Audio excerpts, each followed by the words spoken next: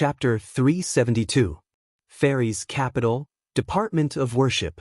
A few worshippers looked at a broken jade tablet on the table with solemn expressions.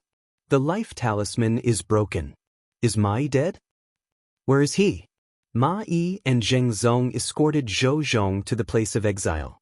Could it be that Zhou Zhong broke free from the torture instruments and escaped? Zheng Zong's life talisman is still intact. Why didn't he send a message back? Just as he finished speaking, a high official strode in and said, "I've just received a message from High Official Zheng. Ma Yi wanted to kill Zhou Zhong while he was escorting him, but he was killed by Zhou Zhong." As soon as these words were spoken, it caused an uproar. Why did worshipper Ma want to kill Zhou Zhong? Zhou Zhong's mana was restricted. How did he kill worshipper Ma? The Department of Worship was controlled by the royal family in the previous dynasty. Even now, the Shao royal family still had absolute control over the Department of Worship. Many worshippers in the Department of Worship were loyal to the old party. They would listen to the old party's orders and kill Zhou Zhong to vent their anger in the middle of his exile. This was reasonable. However, Ma Yi wanted to kill Zhou Zhong but was killed instead. This was somewhat unbelievable. Zhou Zhong's strength was slightly inferior to Ma Yi's. Under the circumstances where his mana was not restricted, he was not Ma Yi's match. With his mana restricted, his strength was less than 10%. A transcendent realm cultivator could probably kill him. How could he kill another transcendent realm cultivator in the presence of a 5th-level worshipper? A worshipper looked troubled and asked, "How should we deal with this?" Another worshipper said, "Zhou Zhong is a sinner and has committed such a grave crime. If he is not killed, justice will not be served." Everyone looked at him and did not agree. Ma Yi tried to kill Zhou Zhong while escorting him to exile. To put it simply, this was an abuse of power. To put it bluntly, this was deceiving the emperor. Regardless of the reason, as long as he wanted to kill Zhou Zhong and acted, it was reasonable and legal for Zhou Zhong to kill him. The old party wanted to get rid of Zhou Zhong through the Department of Worship. This was causing trouble for the Department of Worship. The worshipper thought for a while and said, "The Department of Worship does not have the authority to decide on this matter. Let's report it to the imperial court first." Today, when Li Mu was helping the empress deal with the reports, he learned that the worshipper escorting Zhou Zhong wanted to kill Zhou Zhong during his exile and was killed by Zhou Zhong instead. Although he knew that Zhou Zhong was stronger than him, he was still able to kill a 5th-level expert with his mana restricted. This was something only a transcendent realm cultivator. However, no matter how powerful Zhou Zhong was, he would not be at the 6th realm. Li Mu was certain of this. In Li Mu's mind, Zhou Zhong's of cultivation was a mystery. Of Zhou, is also of Lord. If he had not secretly helped Mrs. Chu that time, Li Mu might have thought that he was just an ordinary cultivator in the Fate realm. According to the news sent back by the surviving consecrator, Zhou Zhong only said one sentence: "Deceiving the monarch, according to the law, should be executed." That consecrator Ma's body and head were separated from his body, and then his soul dispersed. This made Li Mu think of an unpopular cultivation school. Before the rise of Buddhism, there were all sorts of cultivation schools. There was the school of medicine, the school of military, the school of music, the school of legalism, and so on. These schools all had their own specialties. Later, when Buddhism prospered and gradually became the mainstream of cultivation, these smaller schools slowly became extinct. Of these schools, Li Mu had the deepest impression of the school of legalism. The cultivators of legalism did not cultivate abilities or Taoist techniques. Once they reached the peak of their cultivation, their words became law. Taoist techniques and abilities were useless before them. Even though this ability was not limitless, it still made Li Mu very envious. However, this was now the world of Buddhism. The cultivation methods of the school of legalism had long been extinct.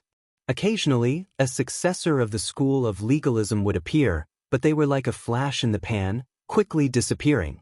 From Zhou Zhong's actions and his identity, it was extremely likely that he cultivated the school of legalism.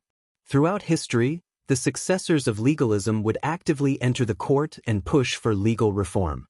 Perhaps their cultivation had something to do with this. The school of legalism did not cultivate dermic powers. Their attacks were more like Taoist techniques. If Zhou Zhong cultivated both Taoist techniques and Taoist techniques, then his true strength might be extremely close to the sixth realm. If a fifth realm transcendent wanted to touch him, he would undoubtedly have kicked an iron plate. Through this incident, another problem was exposed. The Department of Worship was no longer the Department of Worship of Great Zhou, but the Department of Worship of the Old Party. The prefectures of Great Zhou had a high degree of autonomy. The Department of Worship's function was equivalent to the Great Zhou FBI. It specialized in dealing with matters that could not be dealt with locally. If it was controlled by someone, there would be very serious consequences. Xiao Yu's incident was one of them. Zhou Zhong's incident also explained the problem. Since they had decided to do something big, they might as well start with the Department of Worship. However, before that, there was an even more important matter that the Secretariat had to deal with immediately. After overturning the case for Li Qing's father, 2 ministers and 2 assistant ministers of the 6 ministries were removed from their positions. All of a sudden, there were 4 empty positions for officials above the 4th rank. The Ministry of Personnel was also without a leader. Without officials to replace them, the Yamen would not be able to continue operating. Regarding this, the Secretariat had been arguing for an entire morning. The Ministry of Personnel was the lifeblood of the Old Party. It was originally completely controlled by the Old Party. 1 minister and 2 assistant ministers were all members of the Old Party. The minister of the Ministry of Personnel was the Duke of Nanyang. Through the Ministry of Personnel, the Old Party controlled the assessment, appointment, and dismissal of most officials in Great Zhou. They also indirectly influenced the Department of Worship. It could be said that they had grasped the lifeline of the imperial court. In the process of overturning the case for Li Yi, Li Mu and Zhou Zhong had cut off the lifeblood of the Old Party. It seemed that the Old Party had only lost 3 officials, but in reality, they had suffered heavy losses. The Old Party was the upper echelons of the government and could influence countless lower echelons of the government. Without the Ministry of Personnel, the Old Party would lose half of their authority in the imperial court. Therefore, they hated Zhou Zhong to the bone and wished that they could get rid of Zhou Zhong on the way to exile him. This time, the position of the Minister of the Ministry of Personnel was contested by Xiao Ziyu, who represented the royal Xiao family, and Zhou Xiong, who represented the Zhou family, for the entire morning. They argued until their faces were red and their necks were thick, but no one gave in to the other. It was impossible for them to give in. In terms of power, the Minister of the Ministry of Personnel was the most powerful among the 6 ministers. The Old Party wanted to take back the position that originally belonged to them, and the new party would not let go of this one and only opportunity. If they obtained the Ministry of Personnel, they would be able to suppress the Old Party. Compared to them, the others did not speak much. This important position did not belong to the Old Party, but to the new party. It could not fall to anyone else. As for the Minister of the Ministry of Personnel, the Secretariat could submit 7 candidates. In order to ensure that nothing went wrong, the Xiao family wanted to monopolize the 7 positions. Naturally, the Zhou family also wanted to monopolize it. Neither side would let the other have their way. As the 2 argued back and forth, Li Mu felt a headache coming on. Why don't you take a look and see if the person you nominated has any qualifications? My person doesn't have any qualifications, but your person does? At most, I'll give you 1. 7 positions, not 1 less. This position originally belonged to us. Li Mu finally could not take it anymore. He slammed the table and said, "The 2 of you, that's enough." He looked at Zhou Xiong and Xiao Ziyu and said, "The 2 of you have argued for 4 hours over a single position. Do you still have any respect for your colleagues? There are still 2 assistant ministers and 1 minister to recommend. Are you going to discuss this until next year?" The other officials of the Secretariat agreed with Li Mu and spoke up. "Yes, Lord Li is right. If the 2 of you continue like this, when will it end? Let's discuss and come up with a plan." After some thought, Li Mu said, "How about this? Of the 7 positions, each of you can have 3. The last position can be left empty or someone else can be chosen." "But I don't agree." The 2 of them refused without hesitation. Whether it was the new party or the old party, they were both determined to obtain the position of Minister of Personnel. They did not want to give up even one position, much less 3. What right do you have to disagree? Li Mu's face darkened as he said, as officials of the Secretariat, are you more handsome than the other officials or have a higher cultivation? Why should the two of you decide on 7 positions? By allowing the two of you to discuss this, we are giving you face. If you don't want it, then we won't give it to you. For these 7 positions, the 6 officials of the Secretariat will each recommend one person, and the last one will be decided by Assistant Minister Lu. Are the two of you satisfied? Zhou Xiong and Xiao Ziyu were speechless. The other 3 officials of the Secretariat felt extremely satisfied. Li Mu's words had spoken out what they had been thinking for many years. There were 6 Imperial Secretariat officials in the Central Secretariat. Everyone had the same rank and status. Due to the influence of the old and new factions, they usually gave these 2 people more power to speak. If they continued to push their luck, then they would be asking for more face. Which of the officials of the Secretariat did not come from an illustrious clan? They were not inferior to the Shao clan or the Zhou clan. For thousands of years, the dynasties of this land had, at some point in time, shared the same surname as them. Who did not have some pride in their hearts? Not long after Li Mu's voice fell, Wang Shi of the Secretariat said, I agree with what Sir Li said. Zhang Huili continuing to argue like this is not a solution. If the two of you do not agree with Lord Li's initial proposal, then we will each nominate one person. Wouldn't this be fairer? Song Liangyu looked at the two and asked, Lord Xiao, Lord Zhou, what do you think? Xiao Ziyu and Zhou Xiong thought quickly. The second situation was naturally the one they did not want to see the most. If each of them could only nominate one person, then there was not even a 20% chance. If each of them nominated 3 people, then the chance was close to 50%. They were clear about this. The two of them looked at each other and said at the same time, then let's follow Lord Li's initial proposal. The two of them each wrote 3 names on the paper. Xiao Ziyu asked, the nomination of the last person, that is none of your business. Li Mu waved his hand and said, out of the 7 spots, the 2 of you have taken up 6. The 5 of us do not even have a chance to nominate one person? Zhou Xiong and Xiao Ziyu did not speak. The last person to nominate was just to make up the numbers. As long as it was not someone from the opposing faction, they had no objections. Zhou Xiong was still worried and added, the position of Minister of Personnel is very important. Zhang Chun does not have enough experience. If Lord Li wants to nominate him, I'm afraid it is against the rules. Do you think that I am like the two of you who only know how to suppress dissidents and appoint people based on favoritism? Li Mu looked at him with disdain and said, besides, even if it is a nomination, the final decision is made by His Majesty. Do you think that I can make the decision for the Minister of Personnel? Chapter 373. The position of Minister of Official Personnel Affairs was extremely important. Even if Li Mu was a favored official, the Empress would not let him make the decision. However, Xiao Ziyu was still worried. He asked, if I may ask, who would you like to nominate? Li Mu actually wanted to nominate Zhang Chun. After all, he owed old Zhang a lot of favors. If he became Minister of Official Personnel Affairs, he would have the right to apply for a 5-sectioned house from the imperial court. He would have servants and maids. However, the Minister of Official Personnel Affairs was a 3rd-rank official. He was now a 5th-rank official. No matter how he skipped a rank, he could not let the Shendu Medallion directly promote him to Minister of Official Personnel Affairs. If it was not Zhang Chun, it did not matter who else was. Li Mu thought for a while and said, Lu Qin, the Assistant Minister of Rights. It was sad to say that after being in the imperial court for so long, others had formed cliques and cliques, but he did not even have anyone to do so. In fact, when it came to nominating for the position of Minister of Official Personnel Affairs, he could only think of Lu Qin, the Assistant Minister of Rights.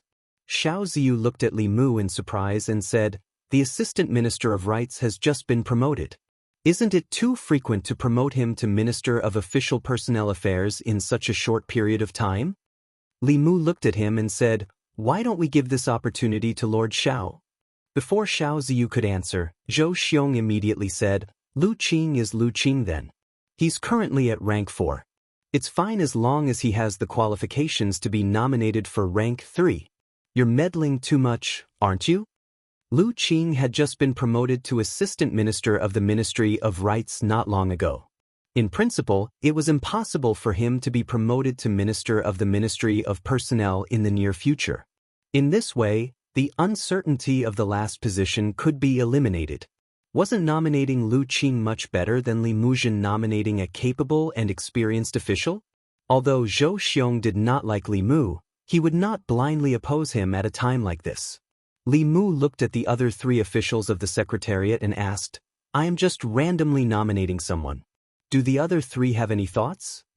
The other 3 secretaries shook their heads in unison. Wang Shi said, let's listen to Sir Li. Both the new and old parties were determined to win the position of Minister of Personnel. It was useless for them to nominate him. Li Mu and Lu Qing were neither relatives nor friends. Nominating him was just to make up the numbers. Since it was just to make up the numbers, it didn't matter who made up the numbers. Under Li Mu's forceful intervention, Zhou Xiong and Xiao Ziyu made a compromise, and the candidate for the Minister of Personnel was finally decided. Zhang Huili said, next, it's the 2 assistant ministers' turn. Xiao Ziyu quickly added, it's best if the position of Assistant Minister of the Ministry of Personnel is taken up by an official familiar with the Ministry of Personnel's affairs. It's more than suitable for the position to be replaced by 2 ministers of the Ministry of Personnel. There's nothing else to discuss. The other 3 officials from the Secretariat still did not express any opinions. In the past few years, the old party had already built the Ministry of Personnel into an iron bucket that was impenetrable. The 2 directors of the Ministry of Personnel were also officials from the old party through and through. They would not easily let others interfere. Li Mu looked at Xiao Ziyu and said indifferently, in my opinion, we should ask His Majesty to reduce the number of officials in the Secretariat.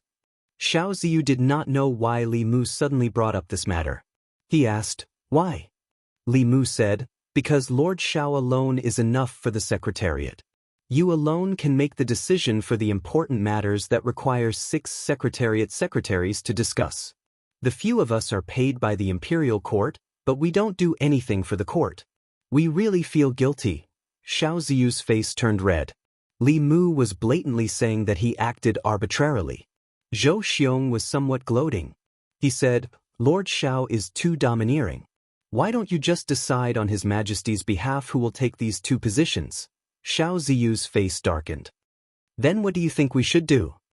Zhou Xiong said, it's very simple.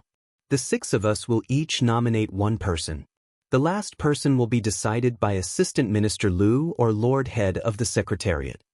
In any case, the new party would not be able to get either of the 2 assistant minister positions in the Ministry of Personnel. He did not mind muddying the waters so that the old party would not be able to get them either. Zhou Xiong's words pushed him to the opposite side of everyone. Xiao Ziyu was silent for a moment. He could only say, that's fair. Let's do it this way. It was rare that the 2 assistant minister positions in the Ministry of Personnel were decided by the 7 of them. The positions of Assistant Minister of the Ministry of Justice and Minister of Works were also contested by 2 people who represented the interests of the old and new parties. Under Li Mu's efforts, a few other people also received a few nominations. The other 3 officials of the Secretariat finally felt a sense of participation. This was actually the norm in the Secretariat. The reason there were 6 officials of the Secretariat was not only because they corresponded to the 6 ministries, but also because these 6 people belonged to different factions. This was to prevent one party or one faction from having too much say in important matters of the court. In the past few years, the court officials had taken sides, forming the old and new parties. They each occupied the court, and the structure of the Secretariat was also affected. It was practically Zhou Xiong and Xiao Ziyu's opinions. This situation finally changed after Li Mu came to the Secretariat. Under the protection of Her Majesty, the old and new parties could not do anything to him. After the 6 officials of the Secretariat decided on the candidates for the positions, they handed them over to the Assistant Minister of the Secretariat and the head of the Secretariat. If the officials of the Secretariat had no objections, they would send them to the Ministry of Martial Arts. After the Ministry of Martial Arts verified the candidates, they would hand them over to the Empress to decide on the final candidates. Among them, there were restrictions on the monarch's authority and also restrictions on the monarch's authority. For officials of this level, even the Empress could only choose from the people appointed by the Secretariat. The Secretariat only had the right to recommend but not the right to decide. Of course, the past emperors all had their own trusted aides in the Secretariat. This way, many things were still decided by the monarch. Li Mu tidied up the memorials and sent them to Chang'e Palace. He placed them on the table in front of Zhou Yi and said, "Your Majesty, these are the candidates for the Minister of Personnel, the Assistant Minister of the Ministry of Justice, and the Minister of Works. The Secretariat has already chosen them. Please take a look." Zhou Yi flipped through the memorials on the top, picked up the red brush, and asked, "Who do you think is qualified for the position of Minister of Personnel?" Li Mu said, "This is a matter of great importance. Your subject does not dare to speak carelessly." Zhou Yi thought for a moment and was about to circle a name when Li Mu coughed softly. Zhou Yi paused. The tip of the brush brushed past that name and stopped above another name. Li Mu coughed again. The tip of the brush continued to slide down. Cough, cough, cough. After several coughs, when the tip of Zhou Yi's brush stopped at the last name, Li Mu finally stopped coughing. Zhou Yi circled the two words, Lu Qing. Li Mu smiled and said, "Your Majesty is wise. Although Lu Qing's qualifications are somewhat lacking, he does not form cliques and does not pursue personal interests. This can prevent one clique from controlling the court through the Ministry of Personnel and causing chaos in the court." After Zhou Yi circled Lu Qing's name, he handed the brush to Li Mu and said, "You can choose the rest." Li Mu took a step back and said, "Your Majesty, you cannot do this. If others know, they will think that your subject is taking advantage of your favor and interfering in the government. Your Majesty should choose." Zhou Yi glanced at him and said, "You are one of my people. Your thoughts are my thoughts. Tell me what you think." Li Mu no longer hid anything. He walked to her side and said, "Your subject knows that your Majesty does not want to be emperor and does not want to be trapped in the imperial palace. However, your subject believes that if your Majesty wants to leave the court, the first thing your Majesty should do is take control of the court. For these important positions, your Majesty should consider placing officials loyal to your Majesty and not officials from the old or new cliques." Zhou Yi said lightly, "Right now, I feel that there is nothing bad about being emperor." Li Mu lowered his head and glanced at her. Right now, she felt that being emperor was not bad because he had helped her do the things that an emperor should do. He had also helped her worry about the things that an emperor should worry about. Apart from showing her face at the morning court every 3 days, had she ever fulfilled any of the duties an emperor should have? Li Mu dared to complain about this in his heart. If he said it out loud, the Empress might come to find him in his dreams tonight. Li Mu cleared his throat and said, "As for these candidates, I can give your Majesty some suggestions. The Minister of Personnel is Lu Qing. As for the 2 assistant ministers, one can be given to the Wang family. As for the other, I recommend Zhang Chun. Sir Zhang has always kept himself clean and has never been associated with the old or new cliques. As long as your Majesty gives him a house with 5 courtyards and a few maids, he will work for your Majesty. As for the Assistant Minister of Justice, I recommend the former Minister of Justice, Yang Lin. Although he seems to be from the old clique, there is still room to rope him in. Letting him be the Assistant Minister of Justice can also appease the old clique and lessen their unbalanced mentality of losing the Ministry of Personnel. Finally, the Minister of Works. Although this position is not as important as the Minister of Personnel, it is best to have it in the hands of one of our own. For this position, I recommend the North County Governor, Qin Jingyuan. After Zhou Zhong's matter, the 6 important positions were empty. This affected the hearts of countless people in the imperial court. To quickly calm the hearts of the people, the Secretariat immediately recommended a batch of officials to become the candidates for those important positions. Amongst them, who the 3 officials of the Ministry of Personnel would end up in was something that both the old and new cliques cared about. The final result would affect which party would control the Ministry of Personnel in the future and influence the imperial court to the greatest extent. The Secretariat did not have to wait for long before the Jianghu Palace had a result. The current Assistant Minister of Rights, Lu Qing, was moved to the Minister of Personnel. Zhang Chun, Imperial Clan Temple Governor, was moved to the left Assistant Minister of Personnel. At the same time, he held the positions of Imperial Clan Temple Governor and Imperial Clan Temple Governor. Wang Xing was moved to the Ministry of Personnel as the right Assistant Minister. The Minister of Justice, Yang Lin, was promoted to Assistant Minister of Justice. The person who was chosen to be the Minister of Works was even more surprising. It was the North County Governor, Qin Jingyuan. Very few people in the imperial court knew this name. Apart from the selection of the Assistant Minister of the Ministry of Justice as expected, the final selection of the other important ministers were all shocking. The Secretariat. Looking at the name list that returned from Jianghu Palace, the names behind the few important positions were actually the officials that Li Mu used to make up the numbers. Xiao Ziyu and Zhou Xiong reacted at the same time. Not good. We fell into a trap again. Chapter 374. Xiao Ziyu and Zhou Xiong looked at each other. Only when they saw the name list did they realize that Li Mu had set a trap for them from the very beginning. He was best at hiding his true intentions. On the surface, he seemed to be doing it for the good of everyone, but behind his back, he had a secret that no one knew. When everyone was discussing the imperial examination system, Li Mu had made a huge contribution. Everyone thought that he was working for the Empress. No one expected that his series of actions, which seemed to be preparing for the imperial examination, was actually to trick the Assistant Minister of the Secretariat, Cui Ming. Judging from the result, Li Mu was not trying to mediate between the two at all. His true motive was to promote his people to high positions and weaken the power of the two parties at the same time. I was careless. I forgot. This little fox is cunning. How could he do such a thing without a motive? At this moment, the two of them, who belonged to different camps, felt a sense of sympathy for each other and shared a common hatred for the enemy. However, in the next moment, the two of them snorted coldly at the same time and walked out of the Secretariat. Not long after, in the southern park, Duke Manor of Nanyang. The veins on Duke Nanyang's forehead throbbed. He gritted his teeth and said, "That damned Li Mu. He won't let us have what he can't have." Xiao Ziyu thought for a while and said, "The most important thing is that the position of Minister of Personnel was not taken advantage of by the Zhou clan. Perhaps we can try to rope in Lu Qing. As far as I know, he hasn't been roped in by the Zhou clan." "That's because the Zhou clan can't rope him in," Duke Nanyang said in a deep voice. "Do you think we haven't tried to rope in Lu Qing? When he was promoted to Assistant Minister of Rights, we tried to rope him in, but he ignored us.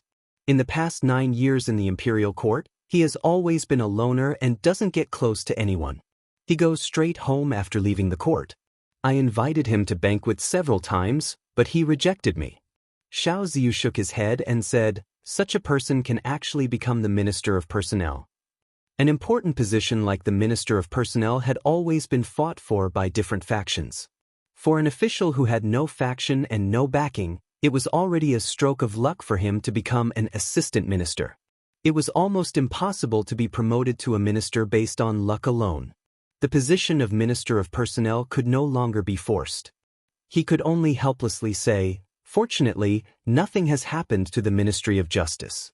The Department of Worship is also under our control." At the same time, in the study of the Zhou family's minister Zhou Zhong, the 4 Zhou brothers fell into silence. The Zhou family didn't suffer too many losses this time. Among the 6 ministries, the Ministry of Works had the least power.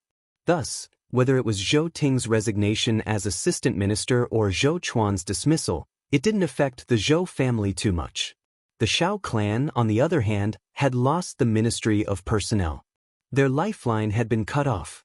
However, this was not entirely good news for the Zhou family. In the past, the Empress didn't care much about the fight between the old party and the new party, and she wouldn't intervene. But now, she was deliberately suppressing the new party and the old party. This time, she appointed several important official positions, avoiding the officials of the new party and the old party. She intended to cultivate her own forces, which was more significant than suppressing the other two parties. Could it be that she's really cultivating her own forces? Zhou Chuan's face was full of doubt. He asked, in the past, she only wanted to condense the next strand of Emperor's qi as soon as possible and pass down the throne. She didn't care much about the fight between the two parties. Could it be that her thinking has changed? Zhou Ting said indifferently, it's very possible. Ever since she began to favor Li Mu, she's changed more and more. Zhou Xiong said with incomparable certainty, I'm very sure that Li Mu must be behind Her Majesty's actions. This time, from the beginning to the end, was a trap set by him. I suspect that he wants to support his own party. No matter what, Li Mu must be taken seriously, the Ministry of Rights. In the assistant minister's office, Lu Qing was packing his things. From tomorrow onwards, he would take up his post at the Ministry of Personnel as Minister of Personnel. The Minister of Rights walked into the office and clasped his hands in greeting. Congratulations, Lord Lu. Lord Lu's promotion speed is really fast.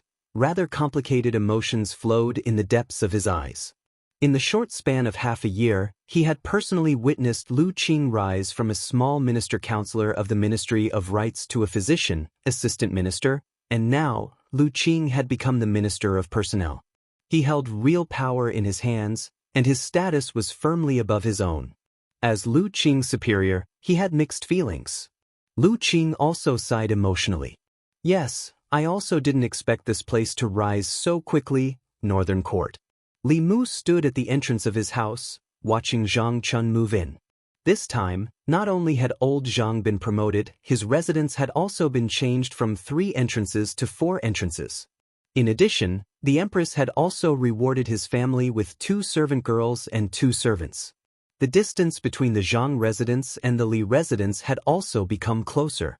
At the housewarming banquet, he patted Li Mu on the shoulder and said, between us, there's no need to say anything unnecessary. Come, let's drink this cup. There weren't many people at the banquet. Other than Zhang Chun's family, there were also Zhang Shan, Li Si, Li Mu, and Li Qing. Since the last time he came to Luoyang, Zhang Shan hadn't gone back. He had never been to Luoyang before and was shocked by the prosperity of the streets. He had already asked Lu Hanyan for permission to open a branch here. Coincidentally, Lu Hanyan also had the same idea, so he stayed for the time being. After a few cups of wine, Zhang Shan looked at Li Qing and asked, Boss, what do you plan to do next? Will you continue to stay in Luoyang? Li Si kicked him under the table, but it was too late.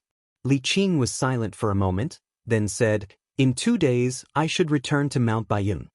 Li Si's lips moved slightly. He wanted to say something, but in the end, he didn't speak. He poured a cup of wine and said to Li Mu, here's to you. The wine cups clinked. He gave Li Mu a meaningful look and said, you guys have gone through a lot of trouble to get to where you are today. You must cherish the people in front of you. Zhang Shan raised his wine cup and said, that's right. You and the shopkeeper have gone through a lot of trouble to get together. You must cherish her in the future. Li Si poured another cup of wine and said to Li Qing, here's to you, boss. I hope you can think carefully before you make a decision in the future. Don't regret it in the future. Zhang Shan agreed and said, that's right. If you hadn't killed those corrupt officials, this matter would have been much simpler. You wouldn't have to stay in the Imperial Clan Temple. They would still be beheaded in the end.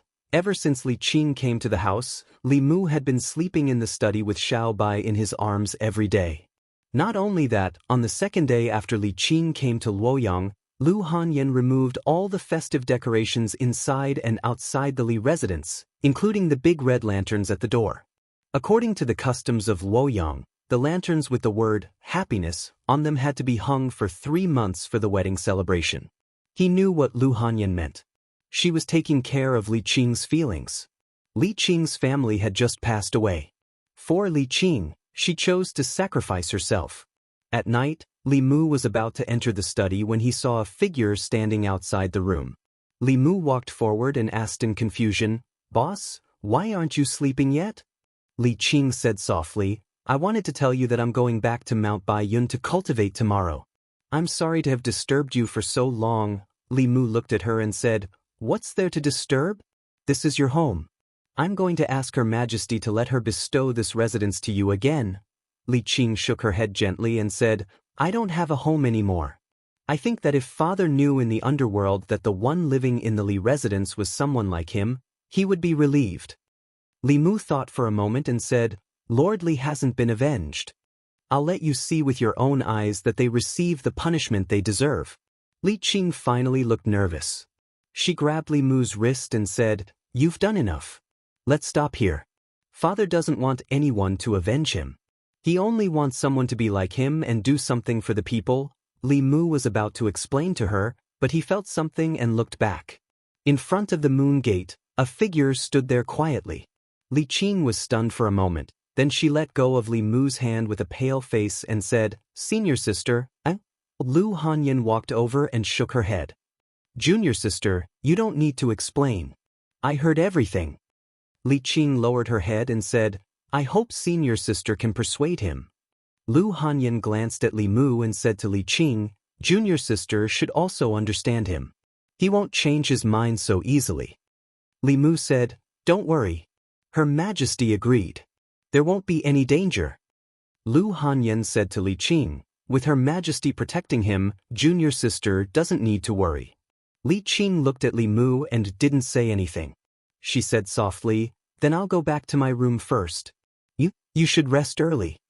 Lu Hanyan suddenly said, "Junior sister, wait a moment." Li Qing turned around and asked, "Senior sister, is there anything else?"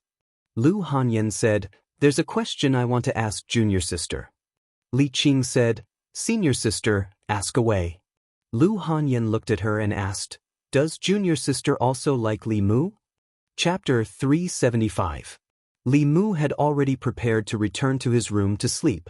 When he heard Lu Hanyan's words, he suddenly quivered and hurriedly said, "What are you talking about?" Lu Hanyan glanced at him and said, "Men shouldn't interrupt when women are talking." A trace of nervousness and panic flashed in the depths of Li Qing's eyes. However, after she met Lu Hanyan's gaze, that trace of panic gradually turned into calmness and indifference. She remembered what Li Si said before she left Yangqiu County. Li Si said that in terms of relationships, it was always easier to take a step back than to take a step forward. If she took a step back now and regretted it in the future, she would have to take more than one step forward. By the time she regretted it, someone would have already walked in front of her. In fact, she regretted it, but it was already too late because someone had already walked in front of her. Li Qing looked at Lu Hanyan and said calmly, "Yes, I have liked him since a long time ago. However, senior sister, don't worry. I won't fight with you for anything. I will leave tomorrow morning." She wanted to deny it against her will, but if she denied it this time, she would never have the chance to say it again. Li Mu looked at Li Qing with an indescribable feeling in his heart. Lu Hanyan sighed softly and said, "Actually, the one who should leave is me. This is your home. The person he liked in the beginning was also you. I just took advantage of the situation." Li Qing shook her head and said, "This is my own choice. I should also bear the consequences. The person who has always been by his side is you. This is no longer my home. Its owner is you. I hope that the two of you can be united and grow old together." Lu Hanyan asked, "What about you?" Li Qing thought for a moment and said, "I will stay in Baiyun Mountain and repay the sect's kindness." Lu Hanyan was silent for a moment and said, "The one you should repay the most is not the sect, but a certain someone." Li Mu looked at Lu Hanyan. For a moment, he couldn't figure out her routine. Li Qing nodded and said, "If you need me to do anything, I won't refuse." Lu Hanyan looked at her and said, "Then give yourself to me." Li Qing looked at her with a stunned expression. Li Mu looked at her, dumbfounded. Li Qing came back to her senses and said in disbelief, What are you talking about?" Lu Hanyan's expression was melancholy, and her tone was somewhat helpless. She continued, "Although I don't want to share my husband with others, it's not that I can't accept it if that person is you. After all, you're in front of me. A man can't forget the first woman he likes in his entire life. While he's with other women, he still has to think about an outsider. Why not let him think about his own sisters? You're not the first, and you're not the only one." Li Qing's lips moved. Her thoughts were in a mess. Lu Hanyan looked at Li Qing and said, "Of course, you can also refuse. That way, I won't feel guilty towards you at all. It's not that I stole your husband. It's you who didn't want him, and you didn't want him twice. In the future, don't go around telling people that I, Lu Hanyan, am not moral." After Li Qing came back to her senses, her pale face had turned red. She whispered, Give me some time." After saying that, she quickly turned around and hurried into her room. Li Mu looked at Lu Hanyan in front of him and opened his mouth. Lu Hanyan glanced at him and said, "I'll give you an hour at most. Then come to my room." Seeing her turn around and leave, Li Mu was stunned for a long time. In the end, he pinched his thigh to make sure that what had just happened was not a dream. If this was not a dream, then happiness came too suddenly. After coming back to his senses, he slowly walked to the door of Li Qing's room. Her door was not closed. Li Mu walked in and saw her sitting on the edge of the bed with her head bowed. Li Mu did not say anything. He just silently walked to her side and sat down. The two of them sat in silence. After a while, Li Qing slowly leaned her head on Li Mu's shoulder. This was the closest she had been to Li Mu since they met. Li Qing softly said, "Actually, when we were in the Imperial Clan Temple, I wanted to lean on you like this." Li Mu put his arm around her shoulder and said, "You can lean on me for a lifetime." Li Qing did not say anything else. She quietly leaned on him for a while and then said, "Go to senior sister's place. Right now, she needs you more than I do." Li Mu nodded slightly and said, "I'll watch you rest." Li Qing lay on the bed and covered herself with the quilt. She looked at Li Mu and said, "Go." Li Mu walked out of her room and helped her close the door. Li Qing, who was lying on the bed, slowly opened her beautiful eyes and softly said, "Father, mother, did you see that? Qing also has someone to rely on." Li Mu walked into Lu Hanyan's room. Lu Hanyan was sitting on the bed. She did not raise her head and asked, "She agreed?" Li Mu did not answer. He walked to her side and asked, "Why did you?" Lu Hanyan unhappily said, "If I don't ask her, should I wait for you to ask her? At that time, the one who will be angry will be me. So why don't I ask her myself?" Li Mu said, "What I mean is, why did you suddenly do this?" Lu Hanyan looked at him and said, "It's not sudden. From the day she appeared in Chengdu, I thought about it. Your feelings for her are not something I can compare to. If you run away with her one day, what should I do?" Li Mu said indignantly, "What are you talking about? You are my legal wife. How can I run away with someone else?" Lu Hanyan asked, "So, if you had to choose between her and me, who would you choose?" Li Mu thought for a while and asked tentatively, "Can I have them both? Hey, don't bite me." After a long time, Lu Hanyan leaned into Li Mu's arms and said, "Anyway, I already have Wan Wan and Xiaobai. It doesn't matter if she has one more. If it was someone else, she could forget about marrying into the Li family. But she is Li Qing." She buried her head in Li Mu's chest and said, "Let me tell you, I have already married Li Qing for you. You can't abandon me for any reason in the future, any." As she spoke, her voice became softer.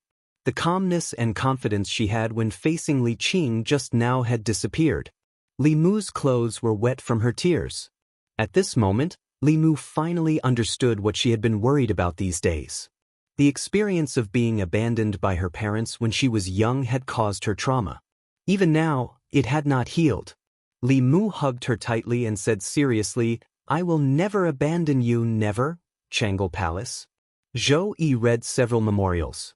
Suddenly, she raised her head and asked, "Where is Li Mu?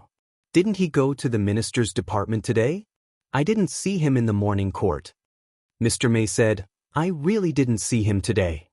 Zhou Yi thought for a while and put down her brush. She said, "He didn't go to court for no reason. I want to see what he is doing." She flicked her finger and a picture appeared in front of her. In the picture, it seemed to be a street in Chengdu. The street was full of people. There was a beautiful woman on each side of Li Mu. He was holding the woman on the left and the woman on the right. Mr. Mei looked at the picture in front of him and said in surprise, "Isn't that woman Li Yi's daughter?" "He and Li Mu," Zhou Yi snorted and said, "I knew it. Their relationship is not that simple. He goes to Zongjing Temple every day more frequently than he comes to Chengel Palace. He didn't want the palace maids I gave him before. I thought he didn't like women. Now it seems that all men in the world are the same, Mr. May said awkwardly. He is so outstanding. Naturally, there are more people who like him. It's understandable that both parties are willing. Zhou Yi waved her hand to disperse the picture. She was a little annoyed. Li Mu had another wife. This meant that he would come to Chengel Palace less often.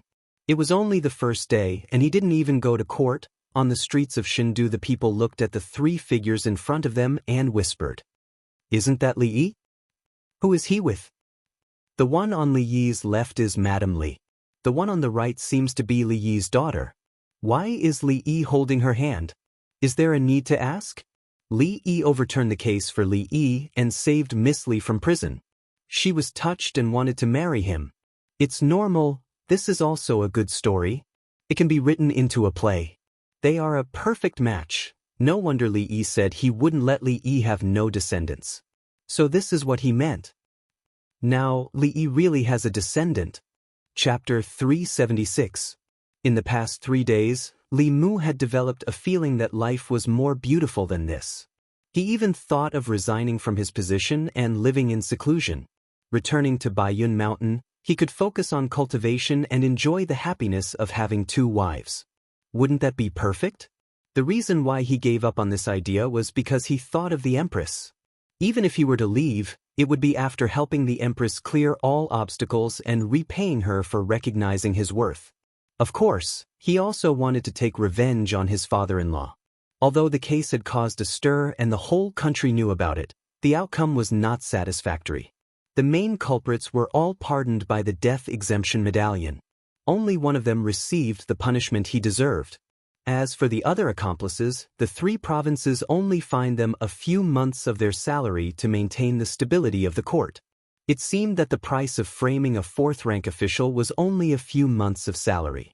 As far as they were concerned, this matter was already over. But for Li Mu, it was just the beginning. He stretched out his hand. The ring on his finger flashed and a booklet appeared in his hand. It was the evidence of the crimes of some of the officials of the old party that Zhou Zhong had collected over the years. Most of these people were the ones who joined forces to frame Li Yi. As the assistant minister of the Ministry of Justice and deeply trusted by the old party, it was easy for him to use his position to collect the evidence. The crimes of these people varied. Li Mu took out a piece of paper and wrote down a series of names. After thinking for a while, he circled one of them.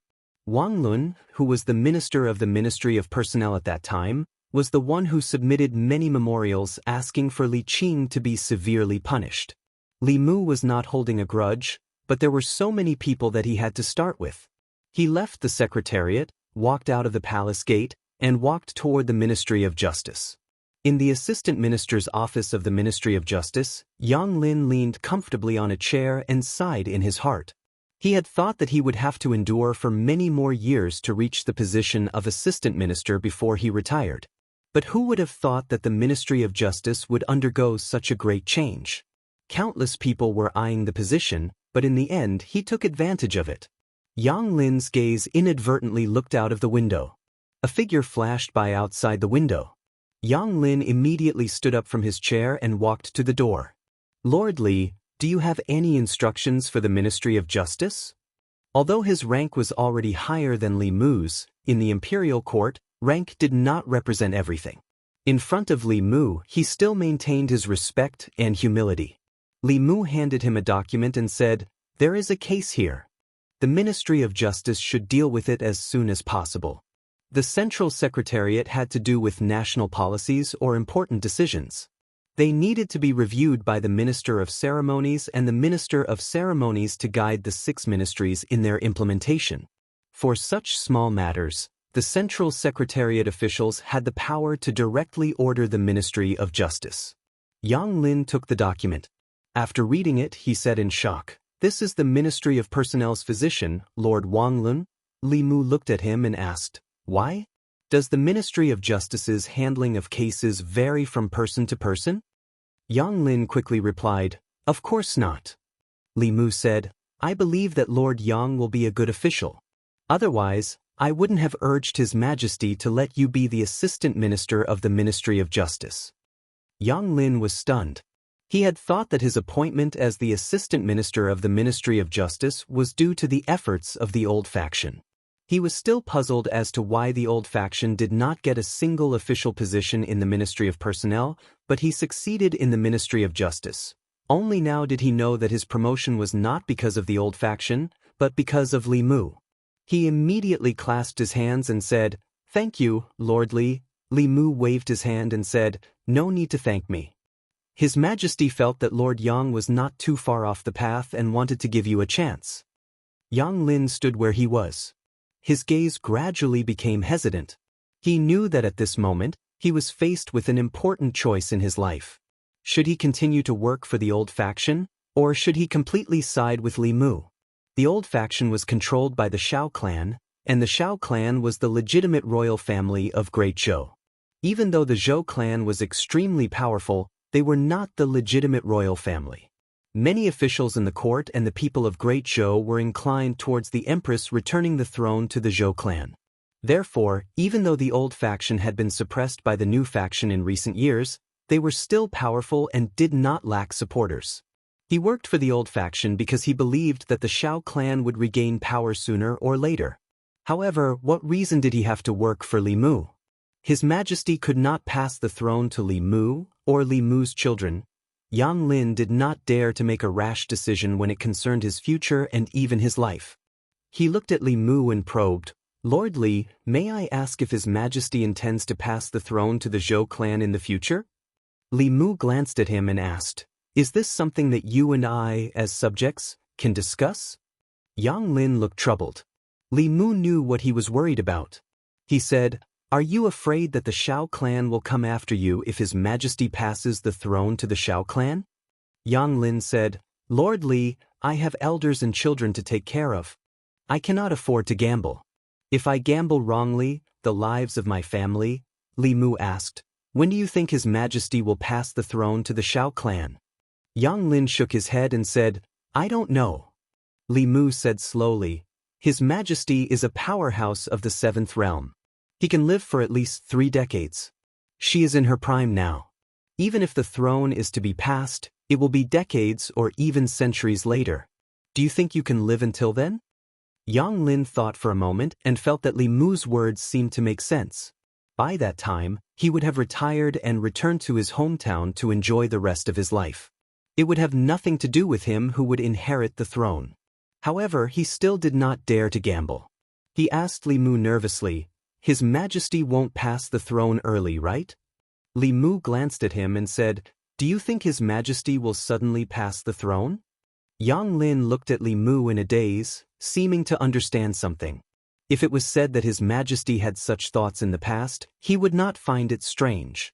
In the past, His Majesty did not care about the court at all. He did not care about the struggles between the old and new parties. He let nature take its course. However, the appointments of the officials from the Ministry of Personnel and the Ministry of Justice showed that His Majesty was already deliberately suppressing the old and new parties and taking back power. Could it be that His Majesty had other thoughts? Li Mu looked at him and said, "I know that it is very difficult for Lord Yang to make a decision.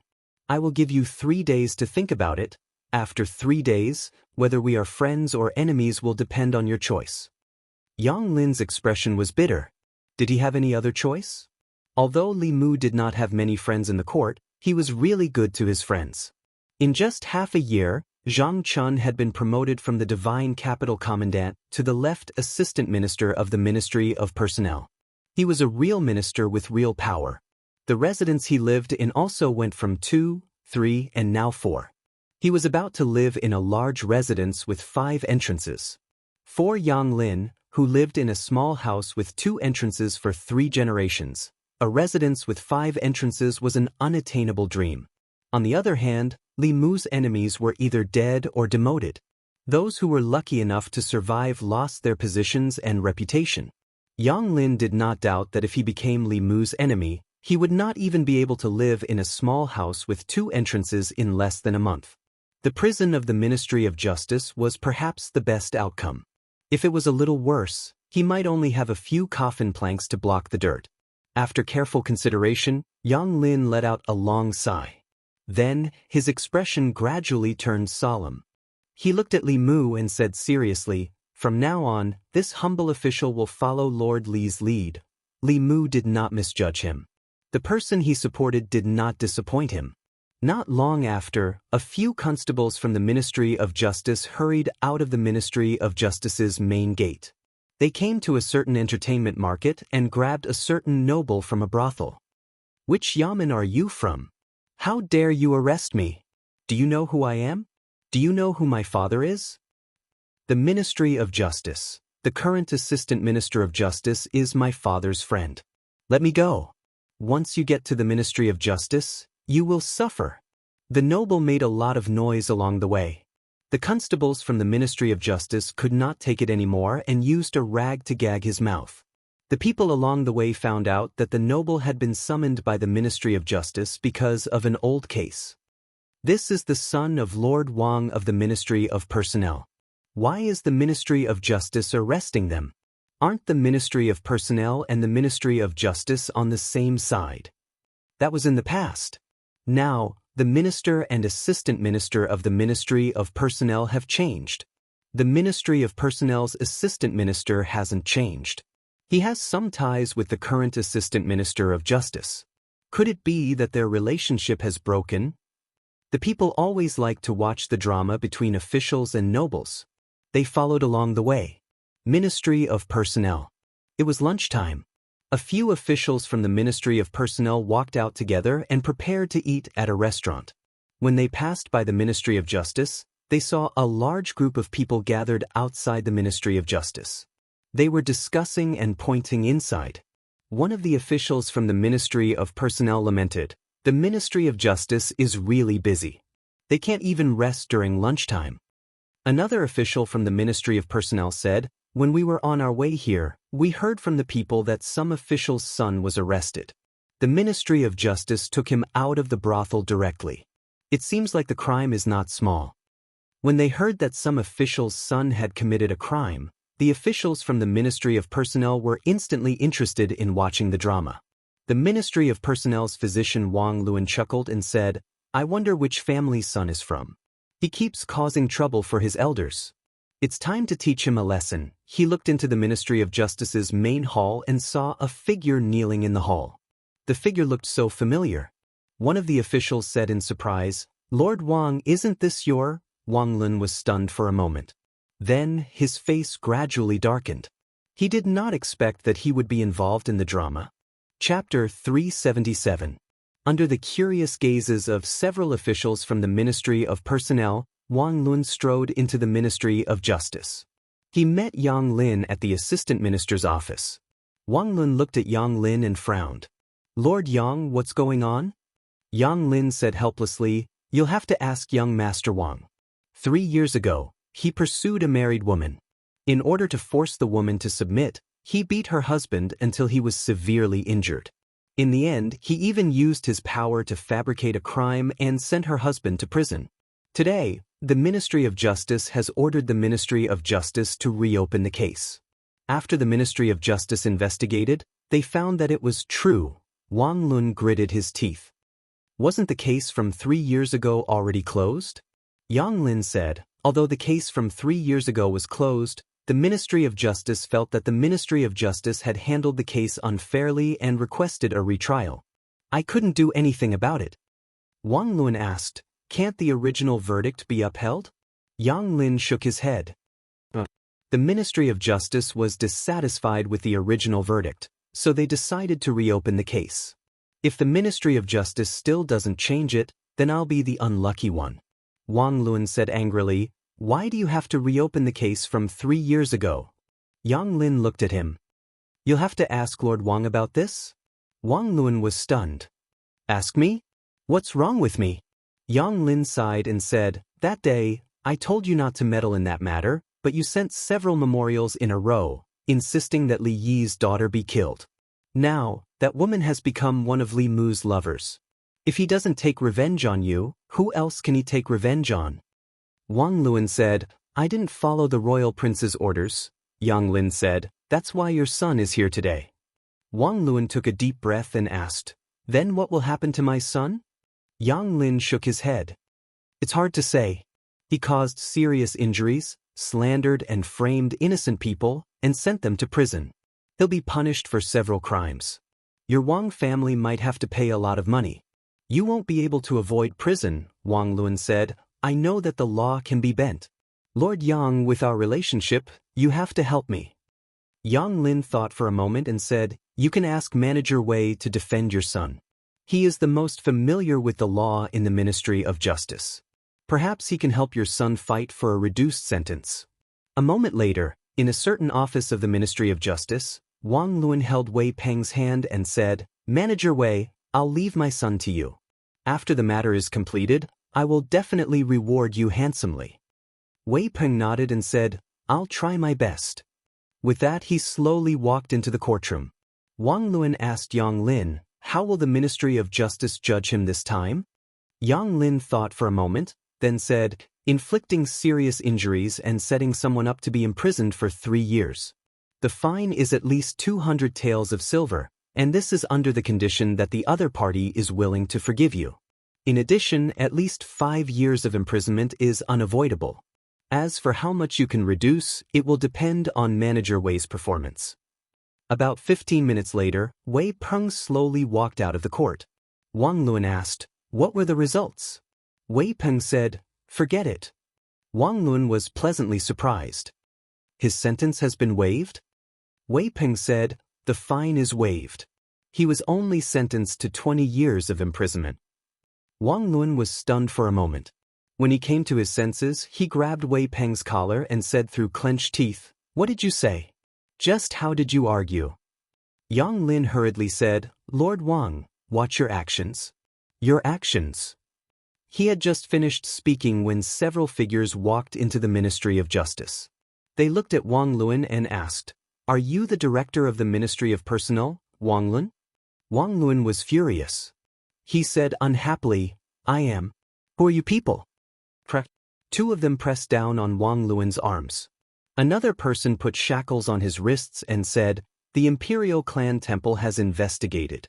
In the past few years, you have abused your power for personal gain many times. When evaluating officials, you were severely unfair. In addition, in order to get your son off the hook, you used your position as the director of the Ministry of Personnel to put pressure on the Ministry of Justice. This is also a serious violation of the law. Come with us to the Imperial Clan Temple." Wang Luan said in horror, "What are you saying? I am an official of the Imperial Court. You have no right to do this. You still know that you are an official of the Imperial Court?" The official from the Imperial Clan Temple glanced at him. He waved his hand and said, "Knowingly breaking the law. This is an additional charge. Take him away."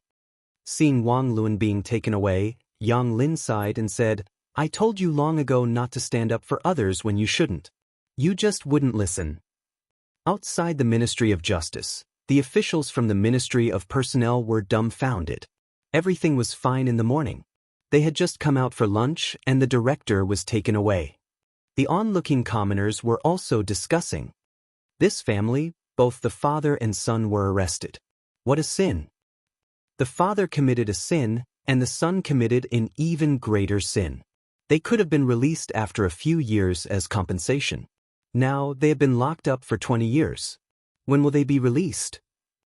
Manager Wei's defense is really amazing.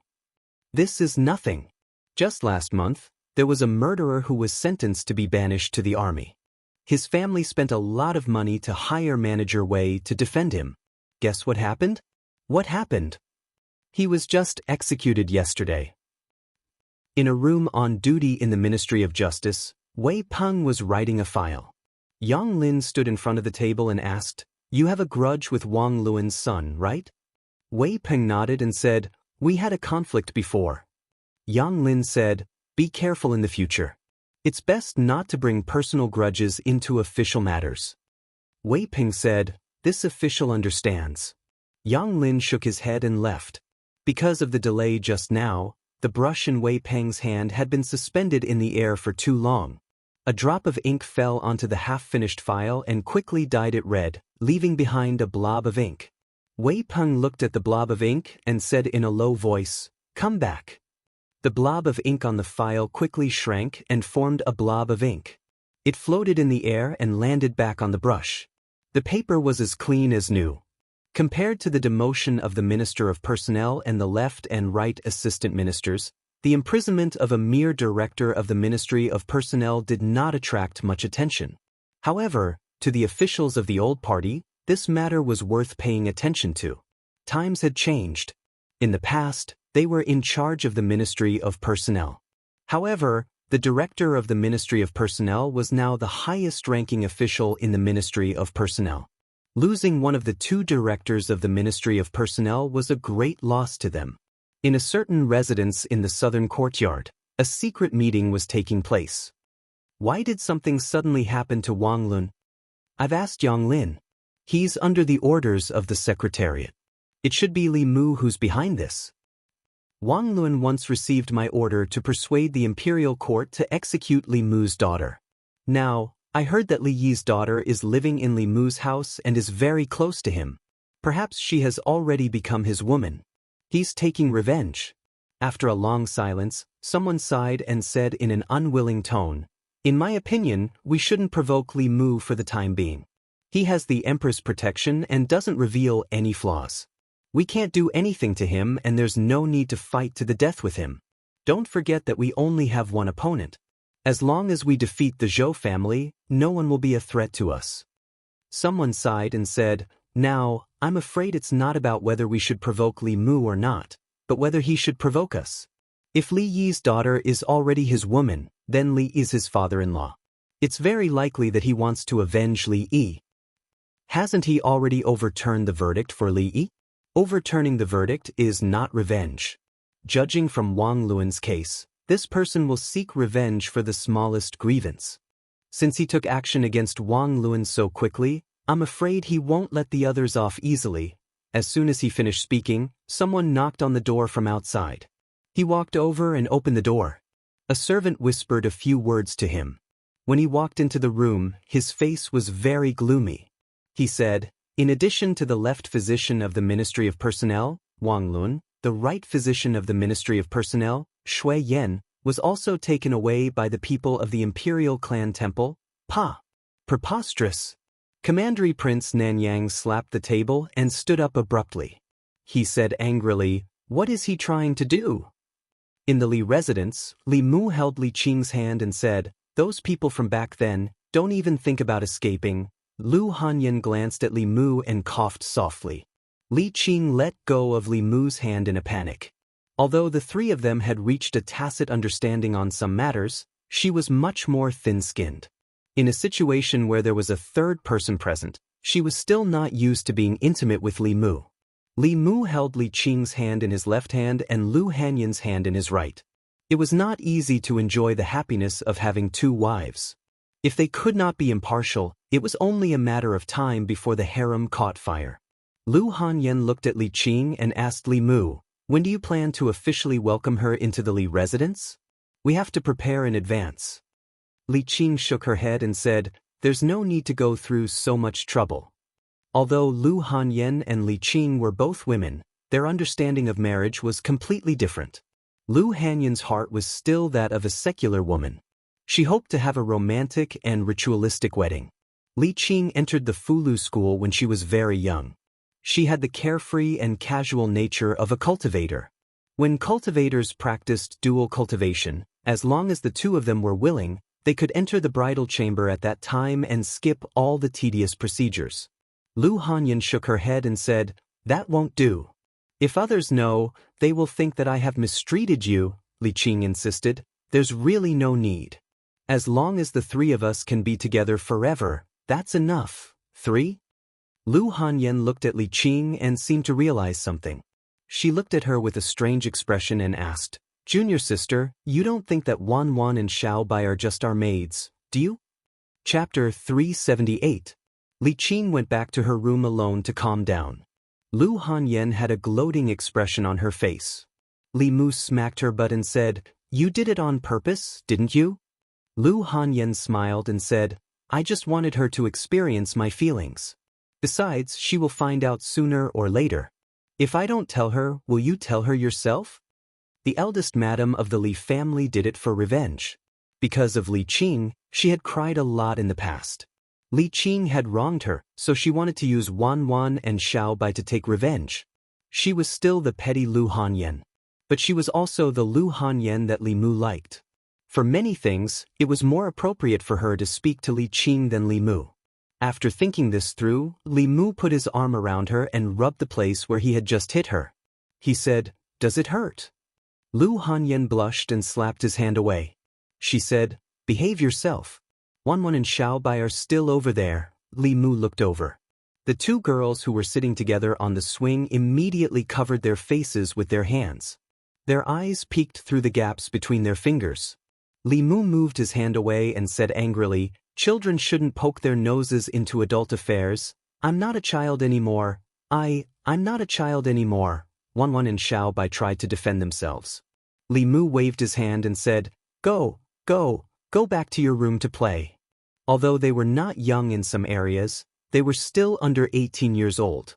As long as they were not over 18 years old in Li Mu's eyes, they were different from Lu Hanyan and Li Qing.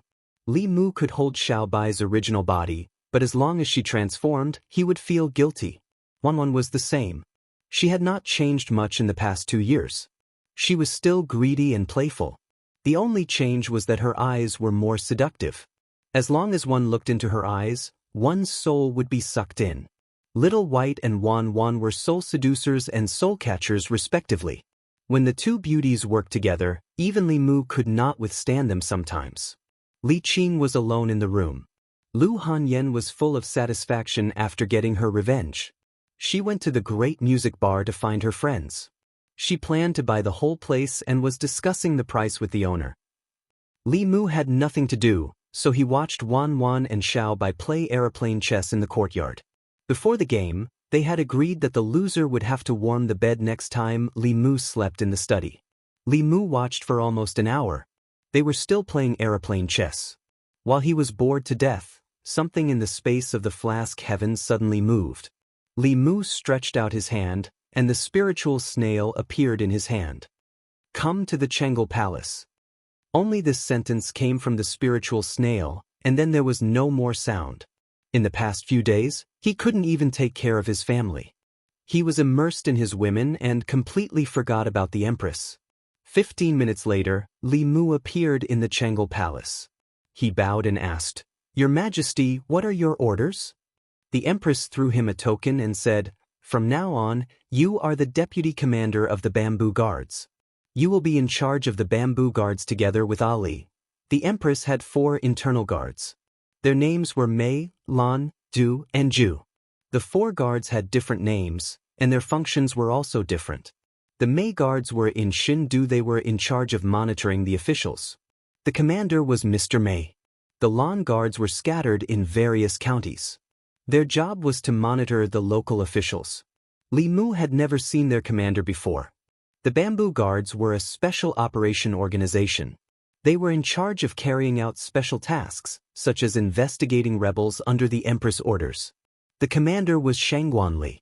The Jew Guards were the most mysterious of the 4 guards. It was said that they were in charge of intelligence.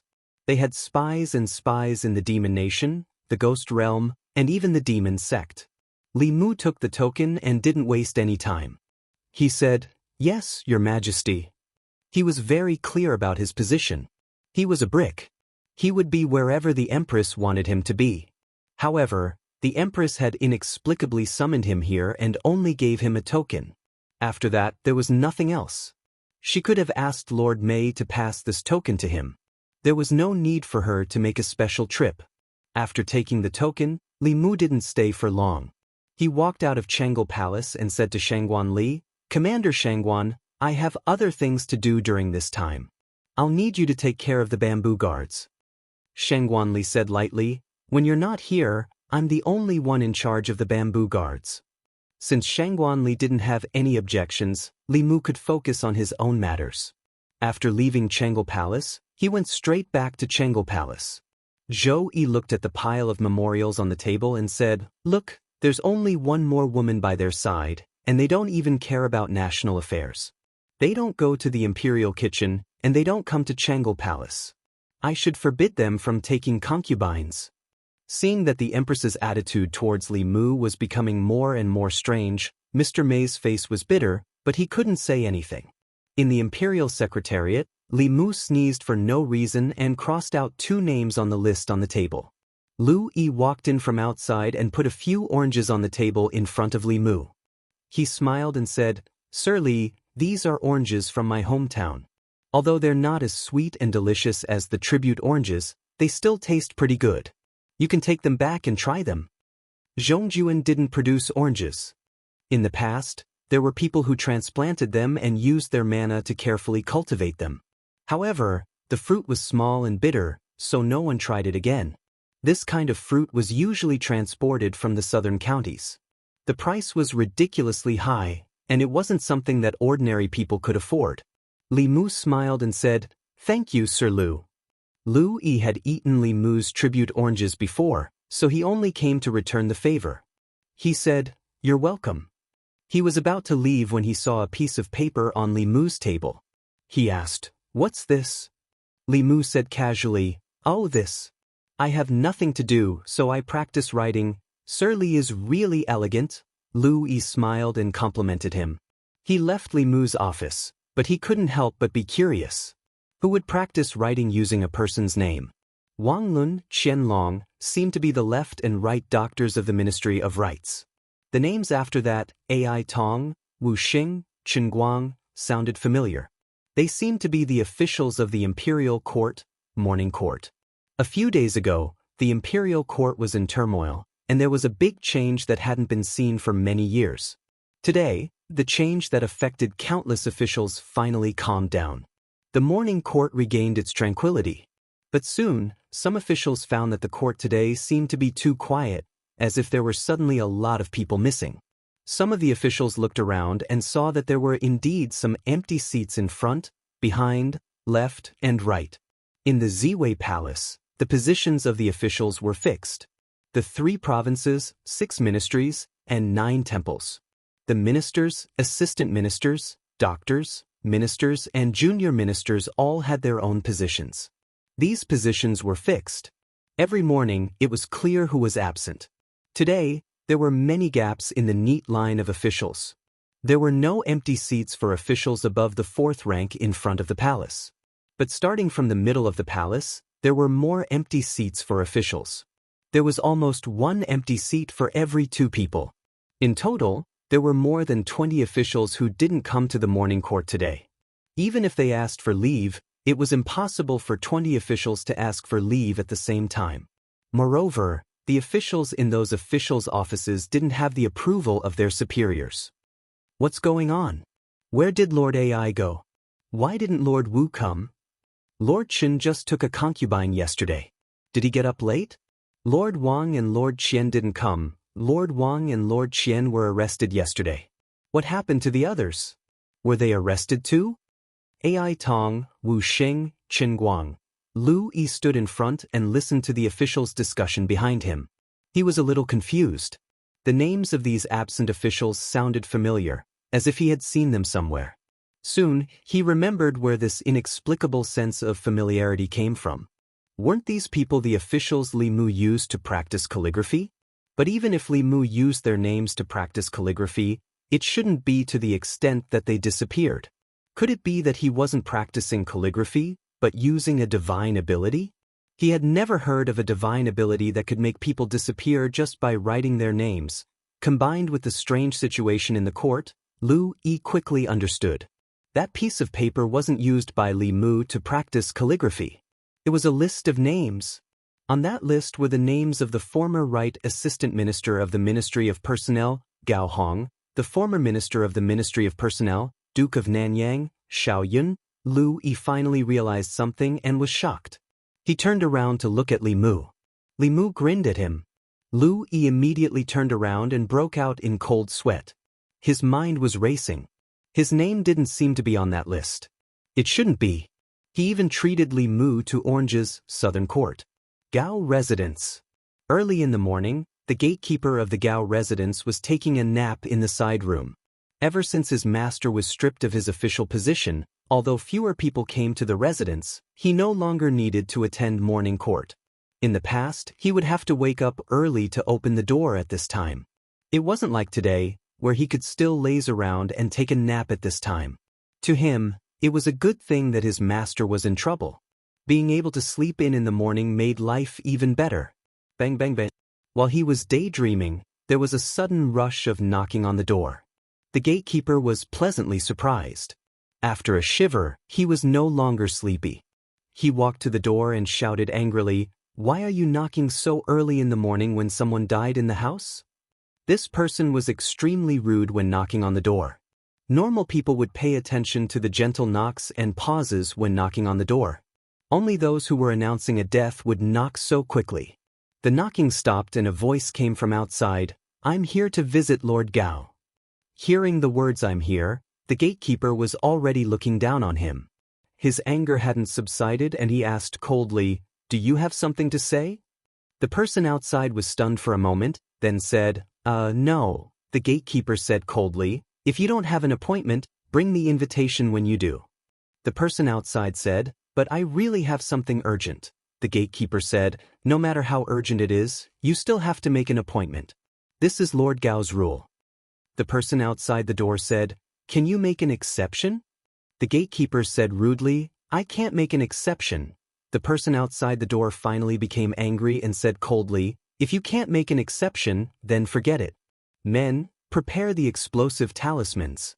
Chapter 379. Boom! The 2 explosive talismans pasted on the gates of the Gao mansion exploded under the control of his transcendence energy. With a loud bang, the 2 gates of the Gao mansion collapsed. The gatekeeper of the Gao mansion stood in the courtyard and stared at the collapsed gates in a daze. His mind was blank. His master was a respected figure in the fairies' capital. Even if he was no longer the assistant minister of the Ministry of Personnel, he was still the elder brother of concubine Gao, a relative of the royal family.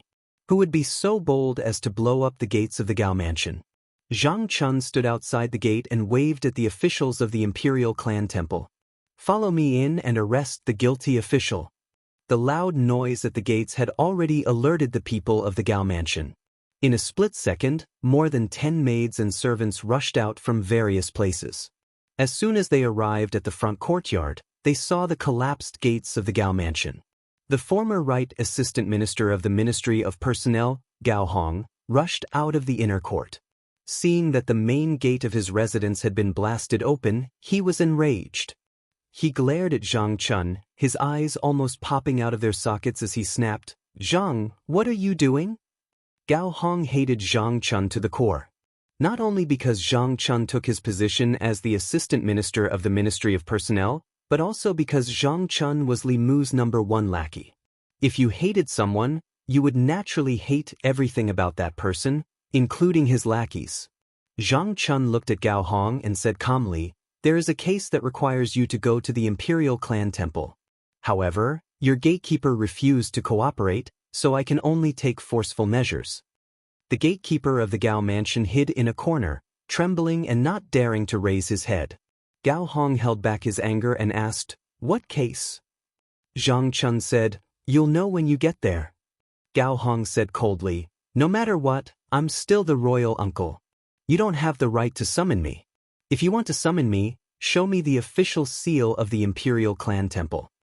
Zhang Chun looked at a minor official of the Imperial Clan Temple and asked, "Is there such a thing?" The minor official nodded and said, "Lord Gao's sister is the son of the former emperor's concubine, concubine Gao of the Western Palace. To summon a member of the royal family or a relative of the emperor, you need the seal of the Imperial Clan Temple Master. Indeed, Lord Gao does not have this authority." Zhang Chun looked at Gao Hong and said, "You want the abbot's seal, right? Wait a moment. I'll be right back." Gao Hong's face darkened as he watched Zhang Chun leave with his men. Since Zhang Chun dared to come knocking on his door, he must have gotten hold of something that could be used against him. He couldn't figure it out at the moment. As he walked out of the main gate of the Gao mansion, Zhang Chun looked back and said, "Before I return, you are not allowed to go anywhere. If you leave the Gao mansion by 10 feet, you will be considered a fugitive." The Imperial Clan Court can arrest you or execute you. Gao Hong's face darkened, but he still retracted his foot. He walked back to the Gao mansion and said to a servant, "Go to the royal prince's mansion of Nanyang and inform the royal prince of this." On the way back to the Zongjing temple, Zhang Chun muttered, "The Gao manor doesn't look small. There should be 5 entrances, right?" A minor official beside him said, "The Gao residence is a standard 7-section mansion." 7. Zhang Chun thought about how his mansion only had 4 entrances and there were only 2 maids and 2 servants. Just now in the Gao residence, there were almost 20 maids and servants who rushed out in an instant. Zhang Chun's heart was filled with envy. At this moment, the minor official continued, "That's nothing. The royal prince of Nanyang's mansion is the bigger one. It has 10 entrances and 10 entrances. He has 13 wives and concubines, and each of them has their own independent courtyard. Each of them has a senior maid and 4 junior maids. There are artificial mountains, ponds, and beautiful pavilions in the mansion." Zhang Chun thought about his dream of living in a 5-section mansion before he retired. He shook his head and said, "The layout is too small." The group walked through the palace gates and returned to the Zongjing temple. They didn't know that the imperial court was in an uproar. The number of officials in the imperial court was mysteriously reduced by more than 20. The morning court could no longer be held.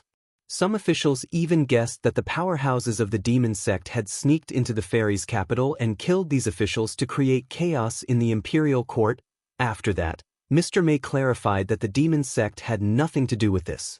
Last night, it was the Zongjing Temple's deputy minister, Zhang Chun, who led the Zongjing Temple's people to arrest the guilty officials. He told the officials not to worry. It would have been better if Mr. May didn't clarify. After he did, the officials became even more worried. What? These officials were all arrested? More than 20 people were all arrested and sent to the Zongjing Temple? What's going on? Are we in trouble too? 20 officials of the imperial court had been arrested in one night. Without knowing the reason, all the officials in the Great Hall felt threatened, especially those who were close to these 2. They were even more frightened. At some point, an official seemed to realize something. He mumbled, These people are all accomplices in Li Yi's case." His words woke everyone up. The officials counted the people who were absent today and were shocked to find that all of them were related to Li Yi's case. A few days ago, when Li Mu overturned Li Yi's case, they were accomplices. However, they didn't receive any heavy punishment. They were only fined a few months to a year's salary. Everyone thought that it was the end. They didn't expect that it was just the beginning. Without any warning, those officials were all caught in one fell swoop overnight. Zhang Chun, the left assistant minister of the Ministry of Personnel, who was also the Zongjing Temple's deputy minister, did it himself. There was no need to guess who was behind this. Zhang Chun was Li Mu's #1 henchman. He always fought for Li Mu in the imperial court. He must have been allowed to do this by Li Mu. Obviously, Li Mu didn't just want to overturn Li Yi's case. He also wanted to avenge Li Yi. As for the reason, everyone knew very well. Everyone in Fairy's capital knew that Li Yi's daughter was one of Li Mu's lovers. Not only did she live in his house, but they often walked hand in hand when they went out. They were very close. Li Mu overturned Li Yi's case because Li Yi was wronged and died. He wanted to avenge Li Yi because Li Yi was his father-in-law. Everyone's gaze shifted to where Li Mu was, only to find that there was no one there. Li Mu didn't even come to the imperial court today. Nonsense, this is simply nonsense. The left servant walked out and said in a deep voice, "What is the imperial court trying to do by arresting more than 20 officials for no reason?" Many people looked at Prince Shou in front. Prince Shou shook his head and said, "Don't look at me. I don't know anything." Some people in the imperial court shook their heads and sighed. Prince Shou was a prince and the head of the imperial court. He couldn't even control a minister. He was useless, Mr. May said. Yesterday, before Zhang Chun brought people to arrest them, he said that the imperial court has enough evidence. The left servant said with a dark face, "What evidence does he have to arrest more than 20 officials?"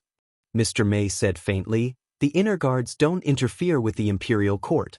If you want to know, you just have to summon Zhang Chun to the imperial court." He turned to look at Shangguan Li. Shangguanli walked to the curtain and came out after a while. She said, "Summon Zhang Chun." Crepe Myrtle Palace was only a few hundred steps away from the imperial court.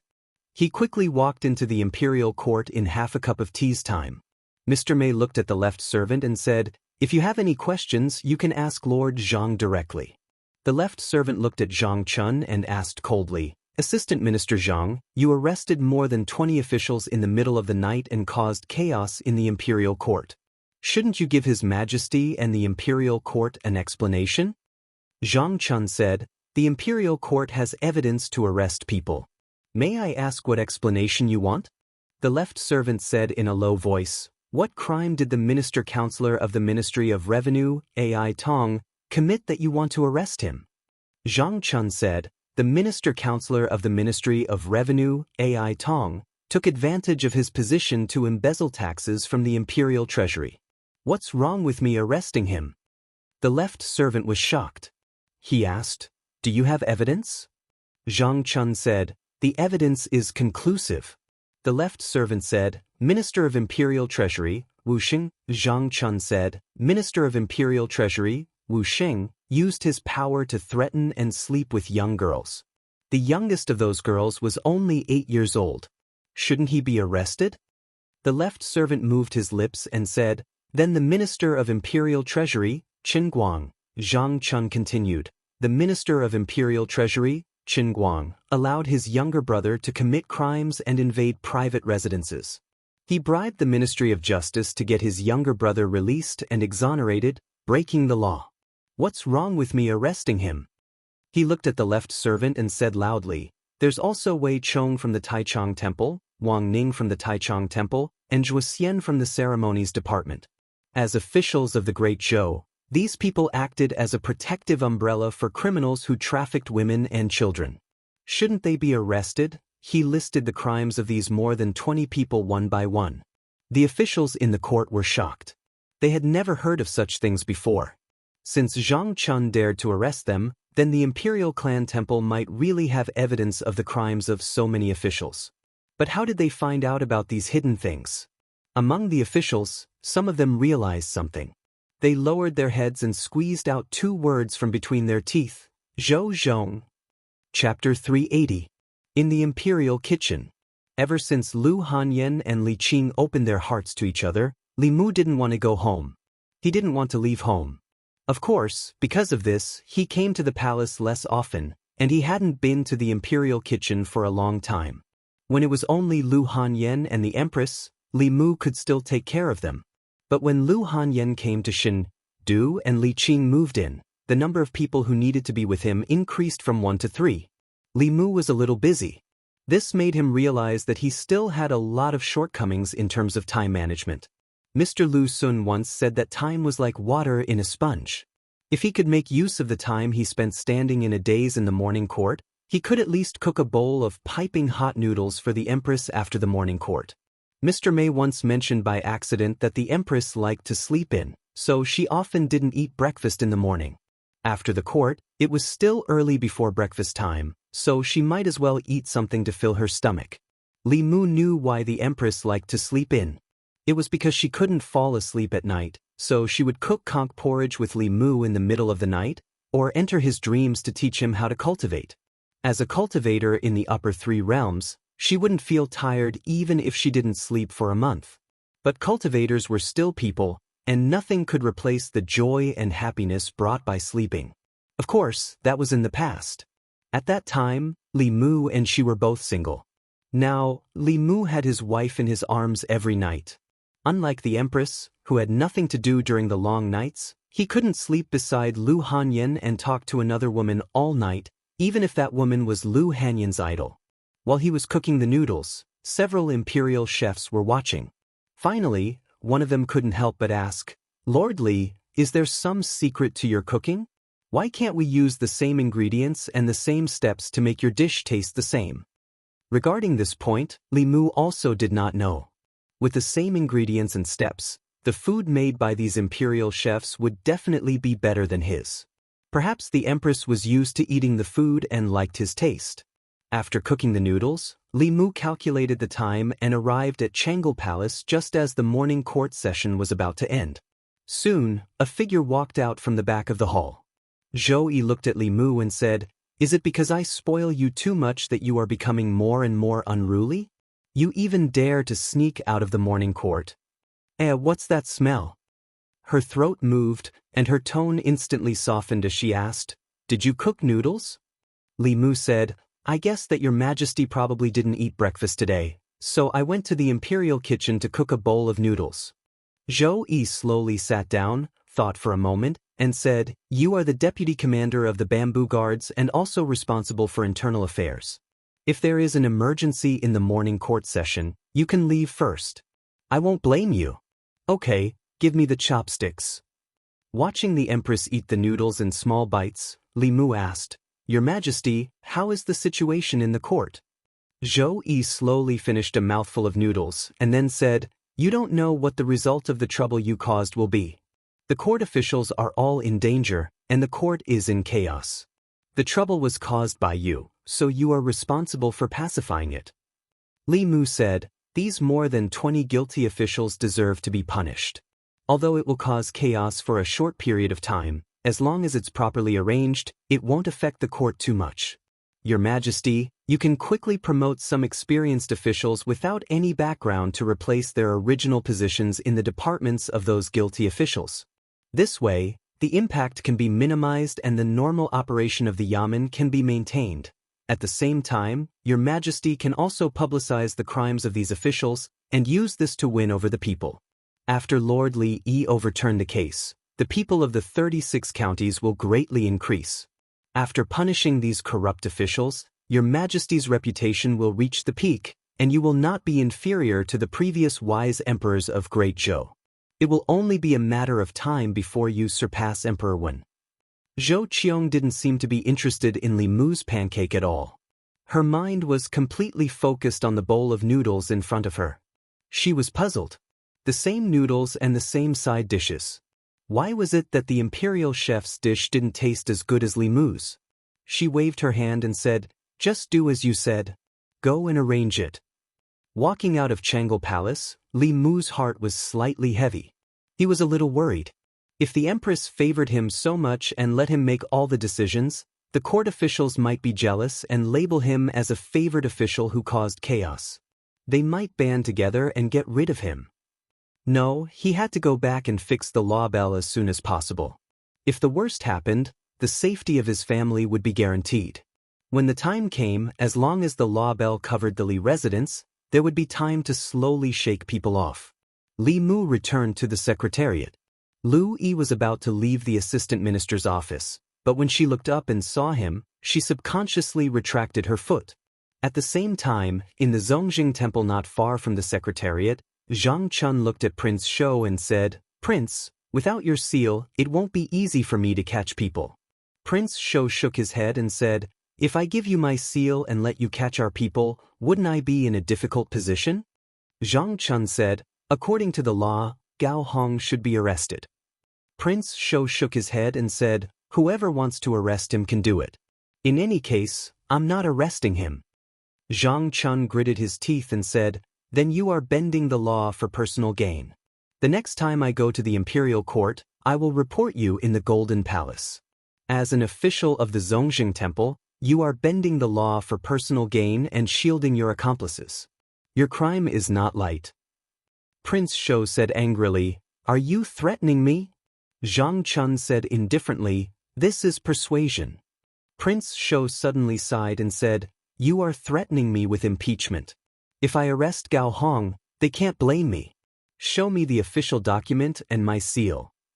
Not long after, Zhang Chun brought people out of the Zongjing Temple and came to the southern courtyard, in front of the Gao residence. The morning court had already ended, and Gao Hong had already received news that Zhang Chun was not targeting him.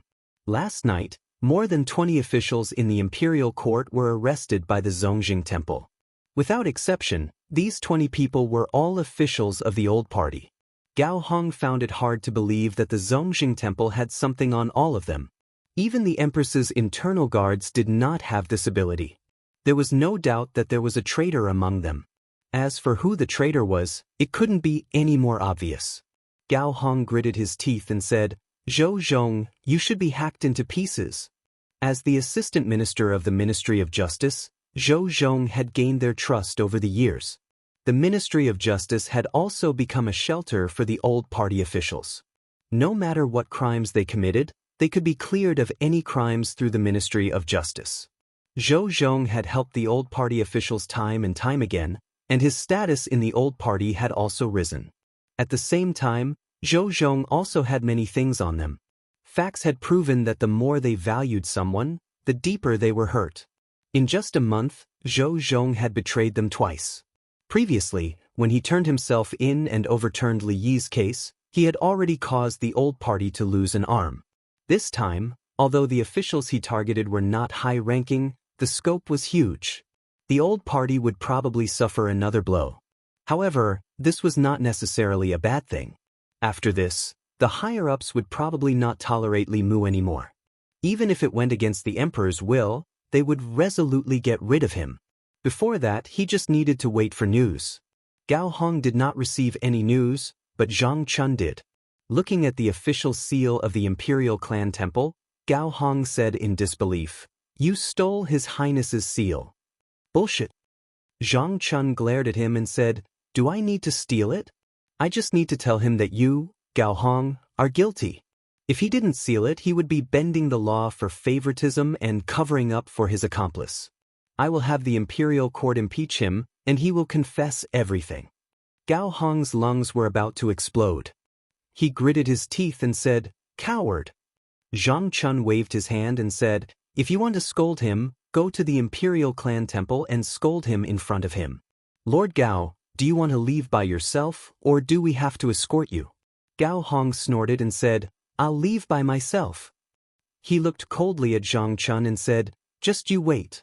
Li Mu won't be able to jump around for long. When the time comes, the first one to die will be you." Zhang Chun glanced at him and said, "You might not be able to wait until that day." After having two people send Gao Hong to the Imperial Clan Temple, Zhang Chun waved his hand and said to the others, "Go to the next house." A moment later, at the Commandery Prince Mansion of Nanyang, the people of the Imperial Clan Temple knocked on the door for a long time, but no one answered. A low-ranking official helplessly retreated and said, "Lord, there's no one."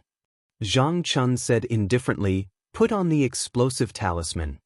The two low-ranking officials stuck a few pieces of fulu on the door of the Commandery Prince Mansion of Nanyang. Zhang Chun used his magic power to control the fulu from a distance, and a powerful wave of spiritual energy erupted from the pieces of paper. However, as soon as the wave of spiritual energy was produced, a wave of water appeared on the door of the Commandery Prince Mansion of Nanyang. Wherever the wave of water passed, the waves of spiritual energy produced by the fulu were easily wiped out. A low-ranking official said, "The protective formation." He walked to Zhang Chun and said, "Lord, the protective formation here is too strong. We can't break it." Zhang Chun asked, "How did the Imperial Clan Temple solve this kind of problem in the past?" The low-ranking official said, "We would send an official document to the Ministry of Personnel and ask them to send a high priest from the High Priest Department." Zhang Chun thought for a while and said, "Let's go back to the Imperial Clan Temple first. I'll write an official document for you to send to the Ministry of Personnel." The low-ranking official looked at him and reminded, "Lord, you're the Assistant Minister of the Ministry of Personnel." Zhang Chun slapped his head and said, "How could I forget about this? Come, follow me to the Ministry of Personnel." Soon, there was no movement outside the Commandery Prince Mansion of Nanyang. Outside the door, the Commandery Prince of Nanyang waved his sleeves and snorted, "You're courting death." Without this incident, perhaps the higher-ups would continue to tolerate Li Mu. After this incident, getting rid of Li Mu was a top priority. At the same time, in a deep house in the southern court, there was a sound of gnashing teeth. Li Mu can't be kept alive anymore. This person's threat is even greater than Li Yi's back then. We must get rid of Li Mu, but His Majesty. With His Majesty's protection, it's impossible to get rid of him through the imperial court.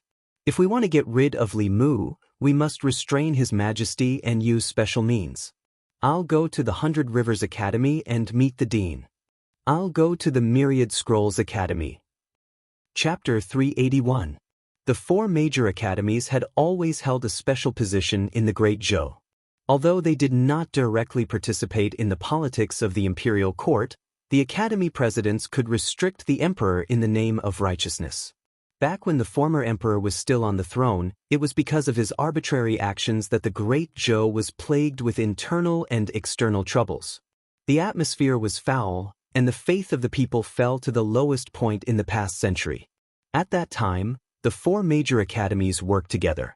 Four seventh realm powerhouses suppressed the imperial court in an unparalleled manner and completely took away the former emperor's authority. Now, the empress's special favor for Li Mu had repeatedly caused unrest in the imperial court. The four major academies had enough reasons to restrict the empress and stabilize the imperial court. If Li Mu had obediently been her favored official, it would have been fine. The old party would not take the risk of offending the empress and attack him just because she doted on him. However, his existence had already greatly damaged their vitality and strength. If this continued, even if the old party did not perish at the hands of the Zhou clan, they would perish at the hands of Li Mu. Li Mu must be eliminated. For this, they did not hesitate to force the emperor to abdicate. 100 Rivers Academy. A middle-aged man in luxurious clothes looked at Vice Academy President Qin and said, "I want to see the Academy President." Vice Academy President Qin asked, "The Academy President is currently in seclusion. What is the matter, Your Highness King Ping?" King Ping said solemnly, "This is a matter of great importance. The Academy President must come out of seclusion." Vice Academy President Qin said, "What exactly is the matter? Can you tell me first?" King Ping said in a deep voice, "The favored official Li Mu has bewitched the emperor and caused chaos in the imperial court. His Majesty has been bewitched by him and indulged him in every possible way, allowing him to wreak havoc in the imperial court. If this continues, the consequences will be unimaginable. I would like to ask the Academy presidents to persuade His Majesty to punish the demonic official Li Mu and return peace to the imperial court." Vice Academy President Qin glanced at him and shook his head. However, what the Academy sees is not so. Li Mu is called Qing Tian by the people of Fairy's capital and is extremely loved by the people. Outside, he single-handedly dealt a heavy blow to the 10 demonic sections. Internally, he overturned the case of the favored official who was wrongly killed more than 10 years ago and punished the lawless officials in the imperial court. Because of what he has done, the people's faith in the Great Zhou has reached its peak in 50 years, far surpassing the time of the emperor. It is inevitable that His Majesty's favor. Although he is a favored official, Your Highness. King Ping opened his mouth and said, There is one thing that I hope Your Highness can understand." Vice Academy President Qin looked at King Ping and said slowly, "The Academy is the Academy of the Great Zhou, not the Academy of the Shao clan. If the emperor is muddle-headed, the Academy should work together to support him. This is our duty. If the emperor is wise, the Academy should do its best to assist him. This is also our duty. Whether His Majesty is wise or muddle-headed, it is not up to you to decide. It is up to the people to decide," King Ping said. "But the imperial court," Vice Academy President Qin said, "without destruction, there can be no construction. A piece of good wood will not go bad just because a few worms have crawled on it. However, if they are allowed to gnaw on it, the good wood will eventually turn rotten one day. This is all I have to say. Take care of yourselves." With that, he put his hands behind his back and slowly left. King Ping stood where he was and his expression changed for a while. Finally, he revealed a helpless expression. After a while, he left the 100 Rivers Academy and returned to King Ping's residence. Several people who were waiting in the residence immediately came up to him and spoke. "How was it? What did the dean say?" "Brother Wang, say something." King Ping looked at everyone inside. "Let's drop this matter. Don't mention it again." "But could it be that the Academy doesn't agree?" While everyone was asking, another figure walked in from outside. The Duke of Jianghu had just walked into the courtyard when he shook his head and said, "I didn't see the dean. I don't think we can count on the 1,000 Scrolls Academy. Among the 4 great academies, The White Deer Academy belonged to the Ministry of War and could never be counted on. As for the other three great academies, the 100 Rivers Academy and the Thousand Scrolls Academy supported the Shao clan. The Azure Cloud Academy stood on the side of the Zhou clan. If even the 100 Rivers Academy and the Thousand Scrolls Academy could not be won over, then there was no need to mention the Azure Cloud Academy. At least 3 deans were needed to persuade the Empress. Even if they managed to win over the Azure Cloud Academy, it would be useless. One of them looked at the Duke of Jianghu and asked, "What did the Thousand Scrolls Academy say?" The Duke of Jianghu shook his head and said, "They said that the Academy is not a tool for us to fight for power. They only want to ensure the continuation of the Shao clan's royal family. If the Empress wants to pass the throne to a disciple of the Zhou clan, they will do their best to stop it. Apart from that, the Academy will not participate in any court battles." After saying that, he looked at King Ping and asked, "What did the 100 Rivers Academy say?" King Ping said, "They told us to take care of ourselves." No one spoke again. The courtyard fell into a long silence. The meaning of "take care of ourselves" was that the 100 Rivers Academy would not help them this time. All along, they had thought that the Zhou clan only had one advantage over the Shao clan, and that was that the Empress's surname was Zhou. Regardless of whether it was the control of the imperial court, the local area, or the number of academies behind them, they were stronger than the Zhou clan's new faction. In fact, if it was not for the former emperor's incompetence that caused the wrath of the people and made the Azure Cloud Academy's dean extremely disappointed in the Shao clan, there might be 3 or even 4 academies behind the Shao clan. It was only now that they realized that although the 2 academies behind them were inclined to let the Shao clan return to the orthodox lineage in the future, that was a matter for the future. At present, they still acknowledged the Empress. In fact, it was not just the academies. Even everyone present was convinced by the current Empress. She had shown great talent in cultivation since she was young. Otherwise, she would not have been valued by the former emperor and become the crown princess and empress. The fact that she could be acknowledged by the emperor's qi and successfully advance to the 7th realm proved this point. At that time, no one in the Shao clan could withstand the emperor's qi and forcefully break through. The royal clan would not have an additional 7th realm powerhouse, but a useless person whose foundation was destroyed. One had to know that she was only 25 years old back then. Since ancient times, no one in the Shao clan had been able to inherit the emperor's qi and advance to the 7th realm at the age of 25. Obviously, the academies would not stand against the empress for this matter. The Duke of Jianghu asked, "What do we do now?" After a long silence, King Ping shook his head and said tiredly, "Let's leave it at that."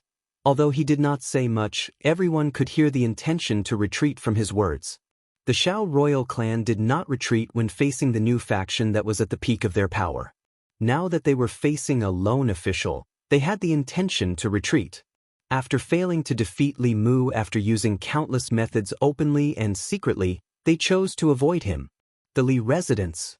Li Mu had just learned from Zhang Chun that the Duke of Nanyang's residence was covered by a powerful formation and the officials of the ancestral temple could not enter. As the assistant minister of the Ministry of Personnel, he mobilized the consecrated department to help, but was rejected by the consecrated department. The consecrated department was a special department in the imperial court. It was not an official office. The consecrators in it were powerhouses recruited from all over the country at great cost by the imperial court. Their relationship with the imperial court was a cooperative relationship, not a subordinate one. The consecrated department existed in the previous dynasty and had always been under the control of the old faction. Ever since someone tried to assassinate Zhou Zhong in the consecrated department, Li Mu decided to find an opportunity to reorganize the department. However, he had been busy with other things these days and delayed this matter. Now, he was almost done with the matters at hand and could start to clean up the consecrated department. Before that, he had to help Zhang Chun solve the current problem. There were not many powerhouses in the ancestral temple. They could not be compared to the consecrated department and could not break the formation of the Duke of Nanyang's residence. Li Mu walked out of the residence and said, "Let's go. I'll go with you to take a look." The Duke of Nanyang's residence. The Duke of Nanyang observed the situation outside the door through a mirror. Several officials of the ancestral temple stood there, but Zhang Chun had disappeared. This time, Li Mu suddenly went crazy and let Zhang Chun capture so many officials of the old faction. This really surprised the Duke of Nanyang. After the surprise, he was delighted. The reason why the higher-ups tolerated Li Mu was that although Li Mu had damaged the interests of the old faction, it was not to the extent that they would completely fall out with the Empress and get rid of Li Mu at all costs. Now it was time. Because Li Mu's actions had shaken the foundation of the old faction in the imperial court. The entire old faction did not hesitate to ask the academy for help and restrain the Empress in order to get rid of Li Mu, a thorn in their flesh. In the end, Li Mu was killed by his arrogance.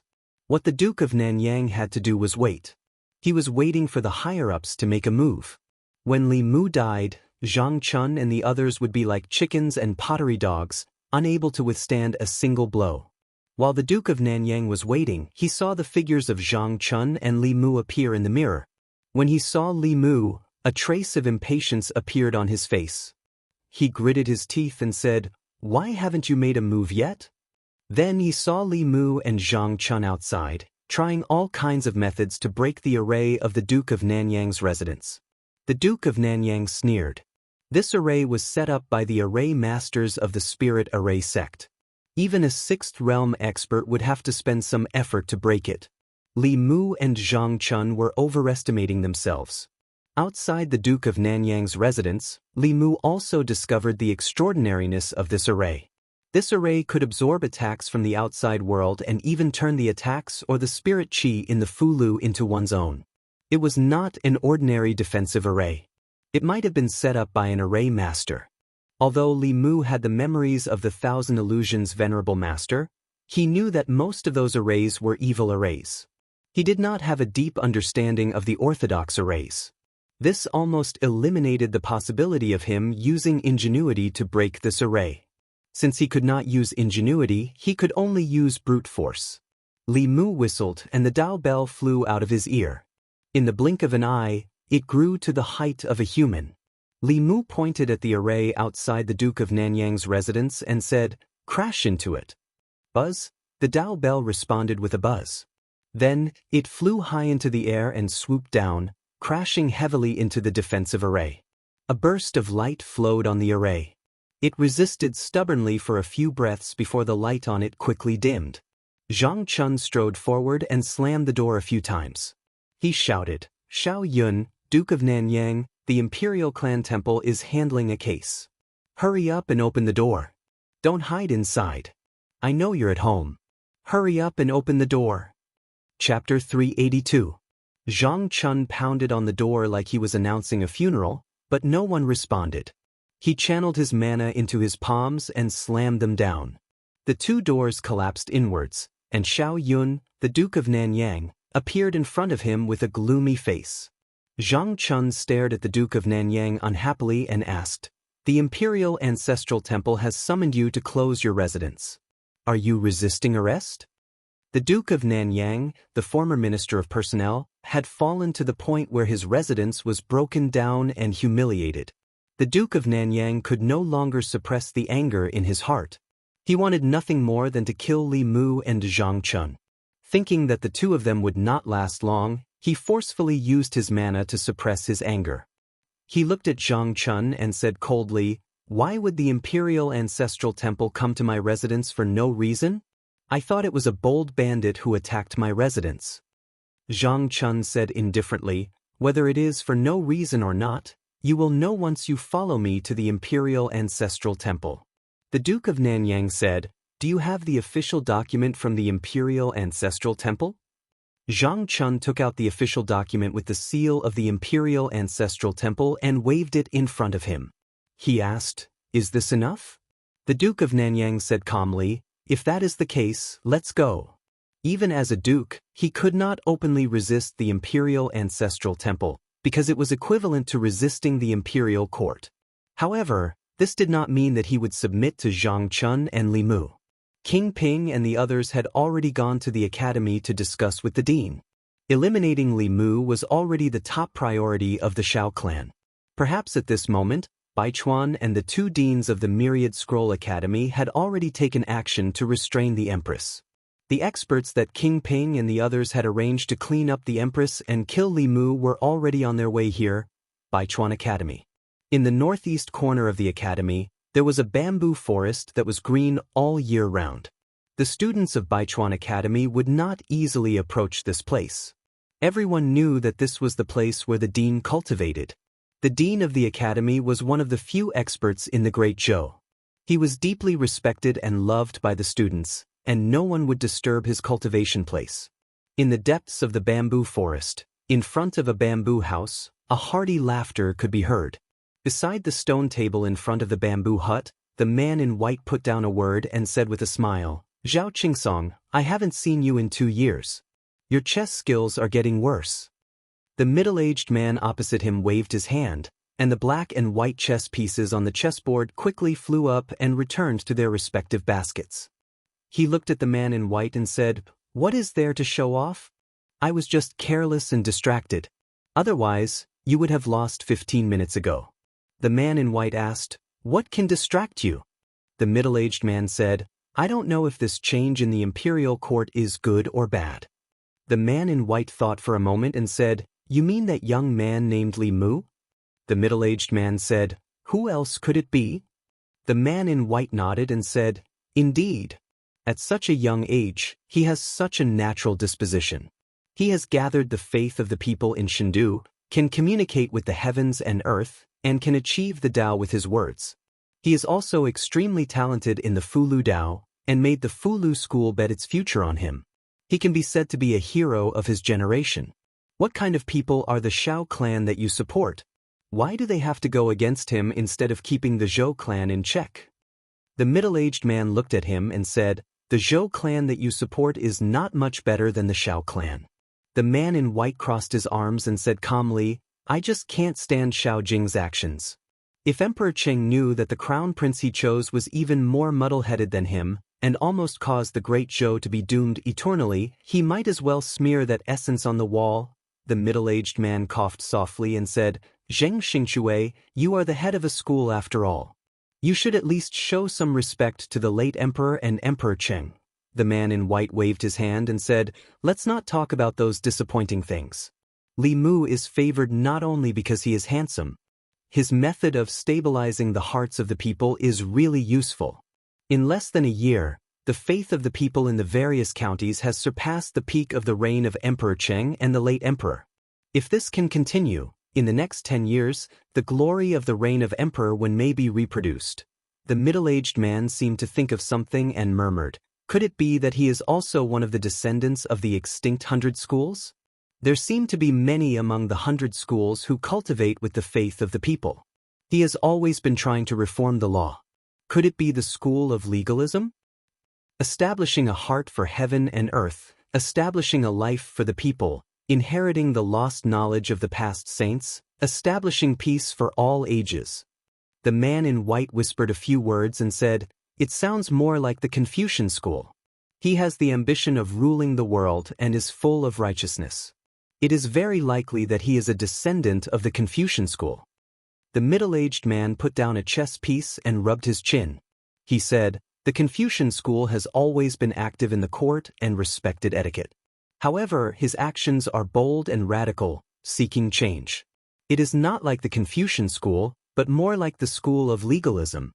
The man in white put down another chess piece and said, "Whether it is the Confucian school or the school of legalism, those who can rule the country are righteous. Let him be the Zongjing Temple." The prison of the Zongjing Temple, which had always been cold and cheerless, was especially lively today.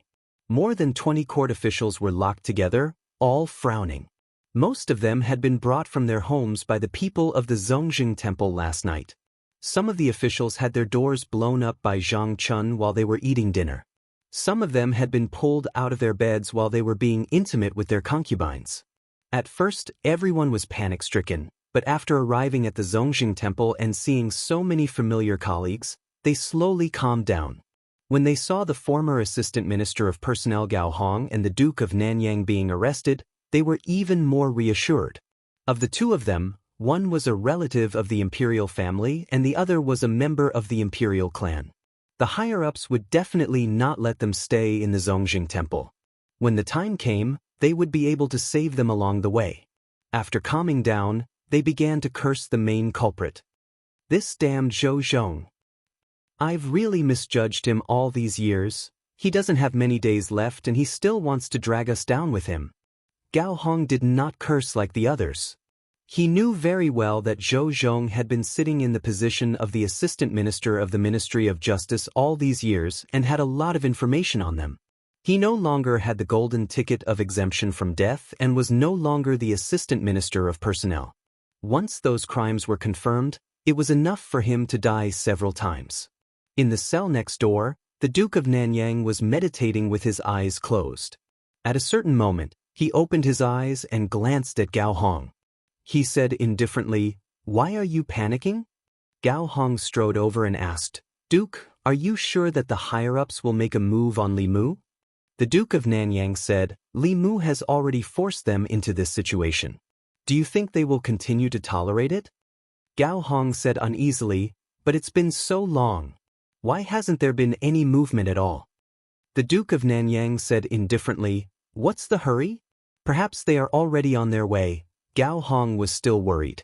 He walked out of the cell and said to a jailer, "Go and invite His Highness Prince Shou here." Hearing this, the jailer quickly walked out of the prison. Although the prisoners in the cell were all criminals, they still had a higher status than the jailers. As a lowly jailer, he did not dare to disobey these people. After a while, Prince Shou walked in from the outside. He looked at the two of them and said, "What's wrong with you? Why are you caught again?" Gao Hong said, "Isn't it because Zhang Chun took the official document with your highness's seal?" Prince Shou frowned and said, "Why? Are you blaming me? Zhang Chun threatened me. If I didn't do it, I would be bending the law. He even said that he would impeach me in the Golden Palace. What can I do? All of you didn't clean up after what you did and now blame me. Are you still human?" Gao Hong quickly said, "That's not what I meant," Prince Shou said angrily. "Then what do you mean?" The Duke of Nanyang finally opened his mouth and said, "Now is not the time to talk about this. We want to ask Your Highness Prince Shou to go out of the palace and ask about the situation.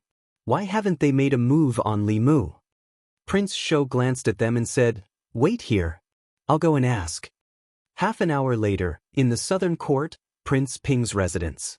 Prince Shou sipped his tea and looked at Prince Ping. He asked, "What about the Duke of Nanyang, Gao Hong and the rest? Should I let them go?" Prince Ping stretched out his hand and said, "No." Prince Shou was stunned and asked, "Then what should I do?" Prince Ping took a deep breath and said, "According to the law, those who should be demoted will be demoted and those who should be killed will be killed." Prince Shou spat out his tea and wiped his mouth with his sleeve. He asked, "Then what about the Duke of Nanyang?" Prince Ping shook his head and said, "Without the death exemption token, he can't be saved." Prince Shou was stunned and said, "Aren't you going to join forces with the academy to make a move on Li Mu?" Prince Ping said, "Li Mu is not our enemy. The Zhou family is. There's no need to take the risk." Prince Shou said, "But that's not right. If Li Mu makes a move, Xiao Yun will die." Prince Ping leaned on the chair and slowly let out a sigh of relief. He said, "He asked for it. 36 dukes. Even if one is gone, there are still 35. Smack." Prince Shou stood up abruptly and pointed at Prince Ping. He said angrily, "How can you do this?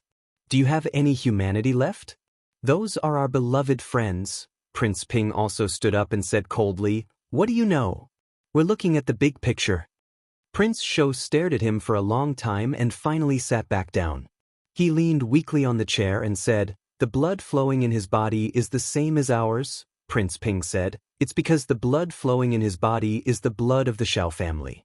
When necessary, he should sacrifice himself for the Xiao family." Ancestral Temple. After 2 hours, Prince Shou reappeared in the heavenly prison. Gao Hong and the Duke of Nanyang were already anxious from waiting. The Duke of Nanyang was still able to maintain his calm while Gao Hong grabbed the bars of the cell and looked in a certain direction. When he finally saw the chubby figure of Prince Shou, he asked anxiously without waiting for Prince Shou to come closer, "Your Highness, how is it? Prince Shou patted his shoulder and said, "Don't worry, it's fine." Gao Hong let out a long sigh of relief. Then excitement appeared on his face as he asked, "When will Li Mu die?" Prince Shou let out a sigh of relief and said, "When I save you." Gao Hong finally relaxed and sat down slowly. He leaned against the wall and said, "I can't wait any longer." Prince Shou was silent for a moment. Suddenly, he looked at the two of them and said, "Are you hungry? What do you want to eat? I'll get someone to send it in." Chapter 383. The officials who were locked up in the Zongjing Temple lived a life of luxury at home. Naturally, they weren't used to the food of the Zongjing Temple. As the head of the Zongjing Temple, Prince Shou took this into consideration and sent them food from the restaurant outside the palace. In the prison, the officials were eating heartily. This pork shoulder is from the Wafting Fragrance Restaurant. It's definitely from the Wafting Fragrance Restaurant. The smell of the wine can't be wrong. The food of the Zongjing Temple is really hard to swallow. The Wafting Fragrance Restaurant is the best. Thank you, Your Highness Prince Shou. Other than having their freedom restricted, the 20 officials didn't suffer much in the Zongjing Temple. Prince Shou arranged a single cell for each of them and changed the bedsheets. In order to protect their privacy, he even had people separate the cells with curtains. 3 meals a day, breakfast, lunch, and dinner. 2 hours in advance, the prison guards would send the menus from the various restaurants in the divine capital. Each of them could order 4 dishes, 1 soup, and a pot of wine. If they were hungry in the middle of the night, they could even order supper. For this, Prince Shou specially invited the chefs of the Wafting Fragrance Restaurant to the Zongjing Temple to be on standby. Even if these officials had more needs in the middle of the night, the chefs would have to crawl out of bed to satisfy them. In terms of food, the food these officials usually ate at home wasn't as good as the food in the Zongjing Temple. Not only that, Prince Shou even considered their physical needs and used his sedan to secretly bring the girls from the brothels outside the palace into the Zongjing Temple to comfort these officials at night. This made the officials in the prison change their impression of Prince Shou. Other than his stupidity and cowardice, Prince Shou still had his shining points. Despite the risk of being impeached by the censor, he still took care of these criminal officials meticulously. This wasn't something that anyone could do. It was really good to have one of their own in the Zongjing Temple. In the courtyard of the Zongjing Temple, Zhang Chun watched as the prison guards sent the food made by the Wafting Fragrance Restaurant's chefs into the prison. He looked at Prince Shou and said slowly, "Your Highness, isn't this a little too much?" "Too much?" King Shou glanced at him and said, "How is this going overboard? When you took special care of Li Yi's daughter, did I say anything overboard? Why are you like this?" Zhang Chun was stunned. "I just covered her cell with a curtain and changed her bed." King Shou said, "I also covered up their cells and changed their beds." Zhang Chun looked at the busy figures in the kitchen of the Zongjing Temple and said, "But you brought the chef of the restaurant into the palace. Isn't that too much?" King Shou said, "Is this too much? This is not too much at all. Let me tell you what is too much. Li Mu used His Majesty's imperial kitchen to cook for other women. This is what is too much." Zhang Chun was stunned and said, "But you can't let them drink. The imperial ancestral temple strictly forbids prisoners from drinking." After that, he waved his hand and said, "Let's not talk about the wine you gave to those guilty officials. You even found women for them. What do you think the Zongjing Temple is? A restaurant or a brothel?" King Shou glanced at him and said, "Ordinary prisoners have to eat a full meal before they are executed. Are you in charge of the Zongjing Temple, or am I?" Zhang Chun said angrily, "You?" Then he seemed to realize something and looked at King Shou in shock. King Shou sighed and shook his head. Zhang Chun silently shut his mouth. After thinking for a while, he said, "Even if you want to find women from the brothel, Your Highness' taste is too unique. You don't let them enjoy, but let them suffer. I know of a brothel in Luoyang. The women there are very beautiful." King Shou said indignantly, "What's wrong with my taste? They are fat and chubby. Aren't they good?" In the prison, 2 officials had just finished their sweet and sour fish. As they picked their teeth with the fish bones, they complained, "Everything about His Highness King Shou is good, but I really can't agree with him when it comes to women. I can't even bear to touch the women he finds." King Shou walked in and said, If you're not satisfied, I'll give you a beautiful one tonight. The official smiled and said, "Thank you, Your Highness." King Shou walked to the innermost cell and asked Commandery Prince Nanyang, "Are you used to it?" Commandery Prince Nanyang said, "Not really, but thank you for taking care of me." At first, Commandery Prince Nanyang looked down on King Shou. Although King Shou was one of the 7 one-word princes and his status was much higher than his, everyone in Luoyang knew about King Shou's cowardice and incompetence. Now, although his evaluation of King Shou's cowardice and incompetence did not change, he did not hate him as much. King Shou squatted at the door of the cell and said, "Nanyang County is such a good place. Why did you come to Luoyang in the first place?" Commandery Prince Nanyang smiled and said, "Nanyang is good in every way except for one thing. It's not Luoyang." King Shou murmured, "Luoyang, what's so good about Luoyang?" Commandery Prince Nanyang said, "Power, wealth, women, cultivation resources. Luoyang has everything you want. It's thousands of times better than Nanyang County." King Shou sighed and said, "Although Luoyang is good, it's also dirty." Commandery Prince Nanyang did not hear what King Shou said clearly and asked, "Brother, when will you let us out?" King Shou said, "You know what you've done. If I let you go just like that, I won't be able to answer to the people and the imperial court. Instead, the new party will have something to use against you. Therefore, we still have to put on a show." Commandery Prince Nanyang asked, "How do we put on a show?" King Shou said slowly, "You'll still be sentenced to death. Then, you'll be sent outside to be executed. Of course, this is all an act. The executioner's knife won't really cut you down. The dean will use his great power to create an illusion to make the people think that you're really dead. After that, you'll have to appear in Luoyang with a new identity." Commandery Prince Nanyang frowned and said, "So troublesome?" King Shou said helplessly, "Do you think what you've done is a small matter? According to the crimes that Zhou Zhong has confessed, each and every one of you will be beheaded. This is the only way to save your lives. From today onwards, Commandery Prince Nanyang is dead. You'll have a new identity. At that time, we'll find a way to let you enter the imperial court again. After that, you'll get back everything you've lost." Commandery Prince Nanyang had a thoughtful expression as he carefully considered King Shou's words. Indeed, since Li Yi's case was overturned, Commandery Prince Xiao Yun was no different from a dead man in the Great Zhou. His official position was revoked and he would never be employed by the imperial court again. Instead of using the useless identity of Commandery Prince Nanyang, he might as well change his appearance and start a new life. If King Shou really let him go so easily, Commandery Prince Nanyang would be suspicious. Li Mu and the Zhou clan were watching. If he let them go, King Shou wouldn't be able to bear the consequences. However, his plan was so meticulous that it wasn't possible for him to be deceived. It was most likely a decision made by the higher-ups. At this moment, King Shou continued, "I need all of you to act out this scene. Don't mess it up. Otherwise, all your previous efforts will be wasted and no one will be able to save you." Commandery Prince Nanyang no longer had any doubts. He nodded and said, "I understand." King Shou patted him on the shoulder and said, "Remember, even if a knife is placed on your neck, you must remain calm. This is because the executioners this time are all our people. All right, remember to tell the others. Otherwise, if they mess it up, everyone will be implicated and Li Mu won't be able to get rid of them." Commandery Prince Nanyang said, "Don't worry. If anyone dares to mess it up, I'll take their life." In the court of the Zongjing Temple, Zhang Chun looked at the few guilty officials kneeling before him. He picked up a document and read it aloud. Minister Councillor Ai Tong of the Ministry of Revenue.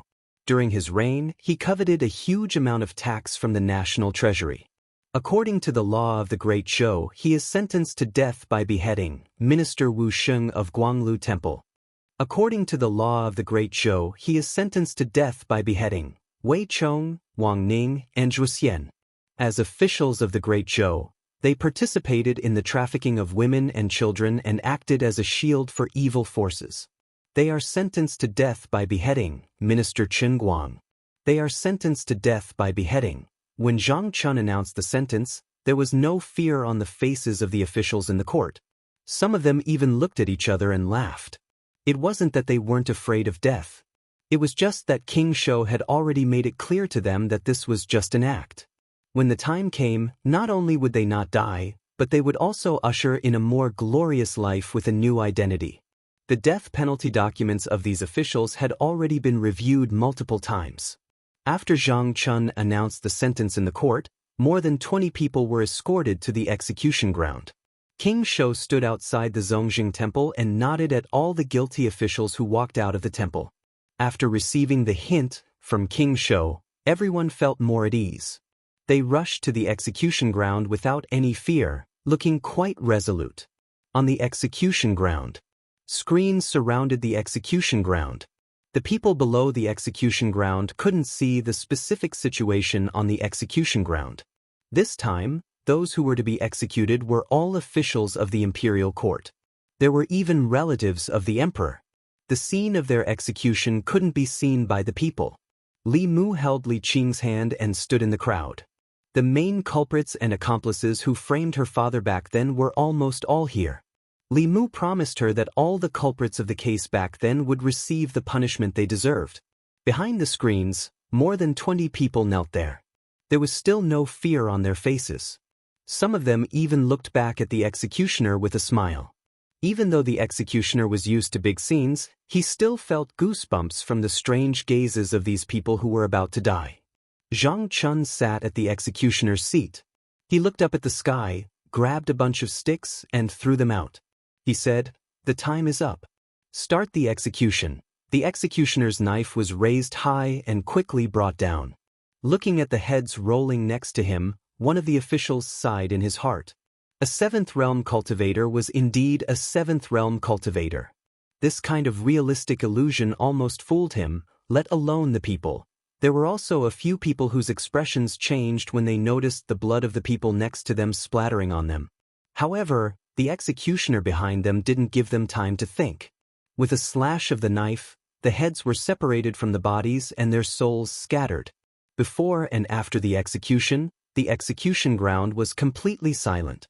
In the past, before the execution, the prisoners would cry and howl. This was probably the quietest execution that the people of the fairies' capital had ever seen. King Shou stood outside the execution ground and sighed deeply. He muttered, "In your next life, be a good person." Chapter 384.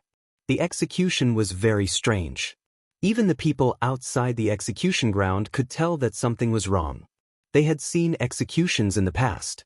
It was normal for the prisoners to cry and scream before they died. There were also many who yelled and cursed. However, this time, there were no cries and no cursing. The execution platform surrounded by screens was silent. More than 20 people were calmly going to their deaths. It was so quiet that it was eerie. Soon, the cheers of the people drowned out the silence. Good execution. They are all criminals who wronged Lord Li back then. These people deserve to die. Lord Li can rest in peace now. At the front of the crowd, Li Qing held Li Mu's hand tightly and said, "Let's go." The two of them turned around. The people took the initiative to open a path for them. They walked slowly. The people behind them watched them leave. They clasped their fists and said, "I wish Lord Li and Miss Li a long and happy life together, grow old together, may you have a child." More than 20 guilty officials were beheaded, and the people all clapped their hands in joy. These people were not only accomplices in framing Lord Li, but they themselves were also guilty of many crimes. Their death was a good thing for the country and the people. After the execution, some of the commoners even spat on the execution platform as they left, their faces filled with joy. King Shou sighed and said to a servant beside him, "Don't remove the screens yet. Inform their families to come and collect the bodies." The servant nodded and said, "Yes." King Shou put his hands behind his back and shook his head as he walked away. He said softly, "It's good that they're dead. There's no more trouble after they die." Zhang Chun walked behind him and said, "These people have committed countless crimes. It's too easy for them to die like this." Although these criminals were dead, they still thought that it was a trap. After today, they would reappear in the divine capital with a new identity. Although they died in the end, at least they didn't feel fear or pain before they died. King Shou said casually, "In life, there are some things that shouldn't be taken too seriously. It's fine if it's not too bad. The news that more than 20 officials from the old party, including Commandery Prince Nanyang and the elder brother of the concubine dowager, had been beheaded at the street corner quickly swept through Luoyang and shocked countless people. Are they really dead? No one saved them? The Shao clan hasn't done anything. Are they just going to be abandoned like that? What are they afraid of, and what are they afraid of? You still don't understand. They're obviously afraid of Li Mu. At the Zhou family's banquet, Zhou Chuan's face was pale. Chen Jian was dead, Gao Hong was dead, and the Duke of Nanyang, Xiao Yun was dead. Of the 7 main culprits back then, only he, the Duke of Zhongyong, and the Duke of Peace and Peace were left. Li Mu didn't even spare the accomplices, so how could he spare the main culprits? In particular, the death of the Duke of Nanyang had made him even more terrified. Even the Xiao royal family could not escape Li Mu's punishment, let alone him. Zhou Chen lowered his head to eat, but his forehead was full of cold sweat. He knew what his father was worried about. The Duke of Nanyang and those people were dead. Perhaps his father would be his next target. More than half a year ago, Li Mu was still a small official in a remote county. Unexpectedly, in just half a year, he had grown into an existence that even the old party did not dare to provoke. The Xiao royal family was not as fearful of the Zhou family as they were of Li Mu. Just before he came to Luoyang, Zhou Chen had tried to send an assassin to finish him off, but it had ended in failure. If Li Mu knew that he was the one who sent that assassin, wouldn't he be reduced to the same fate as those people this morning? In the Zhou family, while Zhou Chuan and his son were in shock, Li Mu was also hesitating in the Li residence. Until today, most of the people involved in the case back then had received the punishment they deserved. No accomplices had escaped, and there were still 4 main culprits in Luoyang. These 4 people were the Marquis of Zhongyong, the Earl of Ping, and the Marquis of Yongding and Zhou Chuan of the Zhou family. The first 3 bigwigs of Luoyang were involved in Zhou Zhong's scheme. They had no enmity with Li Yi. Zhou Zhong knew that he could not change the overall situation, so he deliberately lured them into the trap in order to get the 3 death exemption tokens in their hands. Before Zhou Zhong lured them in, Li Yi's fate was already sealed. These 3 people were just Zhou Zhong's pawns. Although they had bad records, there was no need to kill them. As for Zhou Chuan, although Li Mu wanted him to pay the price, there were 2 problems in front of him. First, the booklet that Zhou Zhong gave him contained evidence of the crimes of the old party officials. There was nothing about Zhou Chuan, so Li Mu could not overthrow him through the law. Second, Zhou Chuan was the Empress's uncle. Li Mu had already killed one of her younger brothers. He did not know how the Empress would feel if he killed another of her uncles. Even though she had left the Zhou family, the blood that flowed in her body was the same as the blood of the Zhou family. The Empress cared about him so much, so Li Mu could not ignore her feelings at all. He pondered for a long time and walked into the courtyard. He said to Lu Hanyan and Li Qing, "I'm going to the palace. You don't have to wait for me to eat today." After informing them, Li Mu left the Li residence and went to the palace. He first went to the imperial kitchen and made a few dishes that the Empress liked. Then, he took the food box and went to Chang'e Palace. In Chang'e Palace, Zhou Yi looked at the unusually sumptuous meal on the table. Finally, he looked at Li Mu and said, "What's the matter? Speak." Li Mu shook his head and said, "Nothing." Zhou Yi picked up his chopsticks and said, "I'll only give you 1 chance." Li Mu said, "Among the people who killed Lord Li Yi, the former Minister of Works, Zhou Chuan, was also an important mastermind." Zhou Yi was silent for a long time.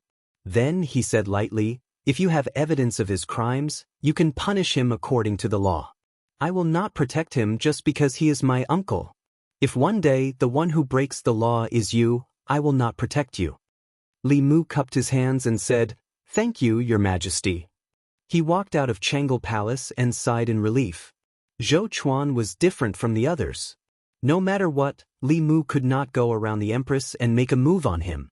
So, he needed to ask the Empress's opinion first. After getting the Empress's approval, there was only one problem left to solve. That was how to collect evidence of Zhou Chuan's crimes. The new party had only been established for 3 years. Moreover, the officials of the two parties were very different. The old party consisted mostly of influential officials, while the new party consisted mostly of new officials. In comparison, the influential officials had more misdeeds. Collecting evidence of the old party officials' crimes was easier than collecting evidence of the new party's crimes. Moreover, compared to the old party, the new party had stronger restrictions on the officials.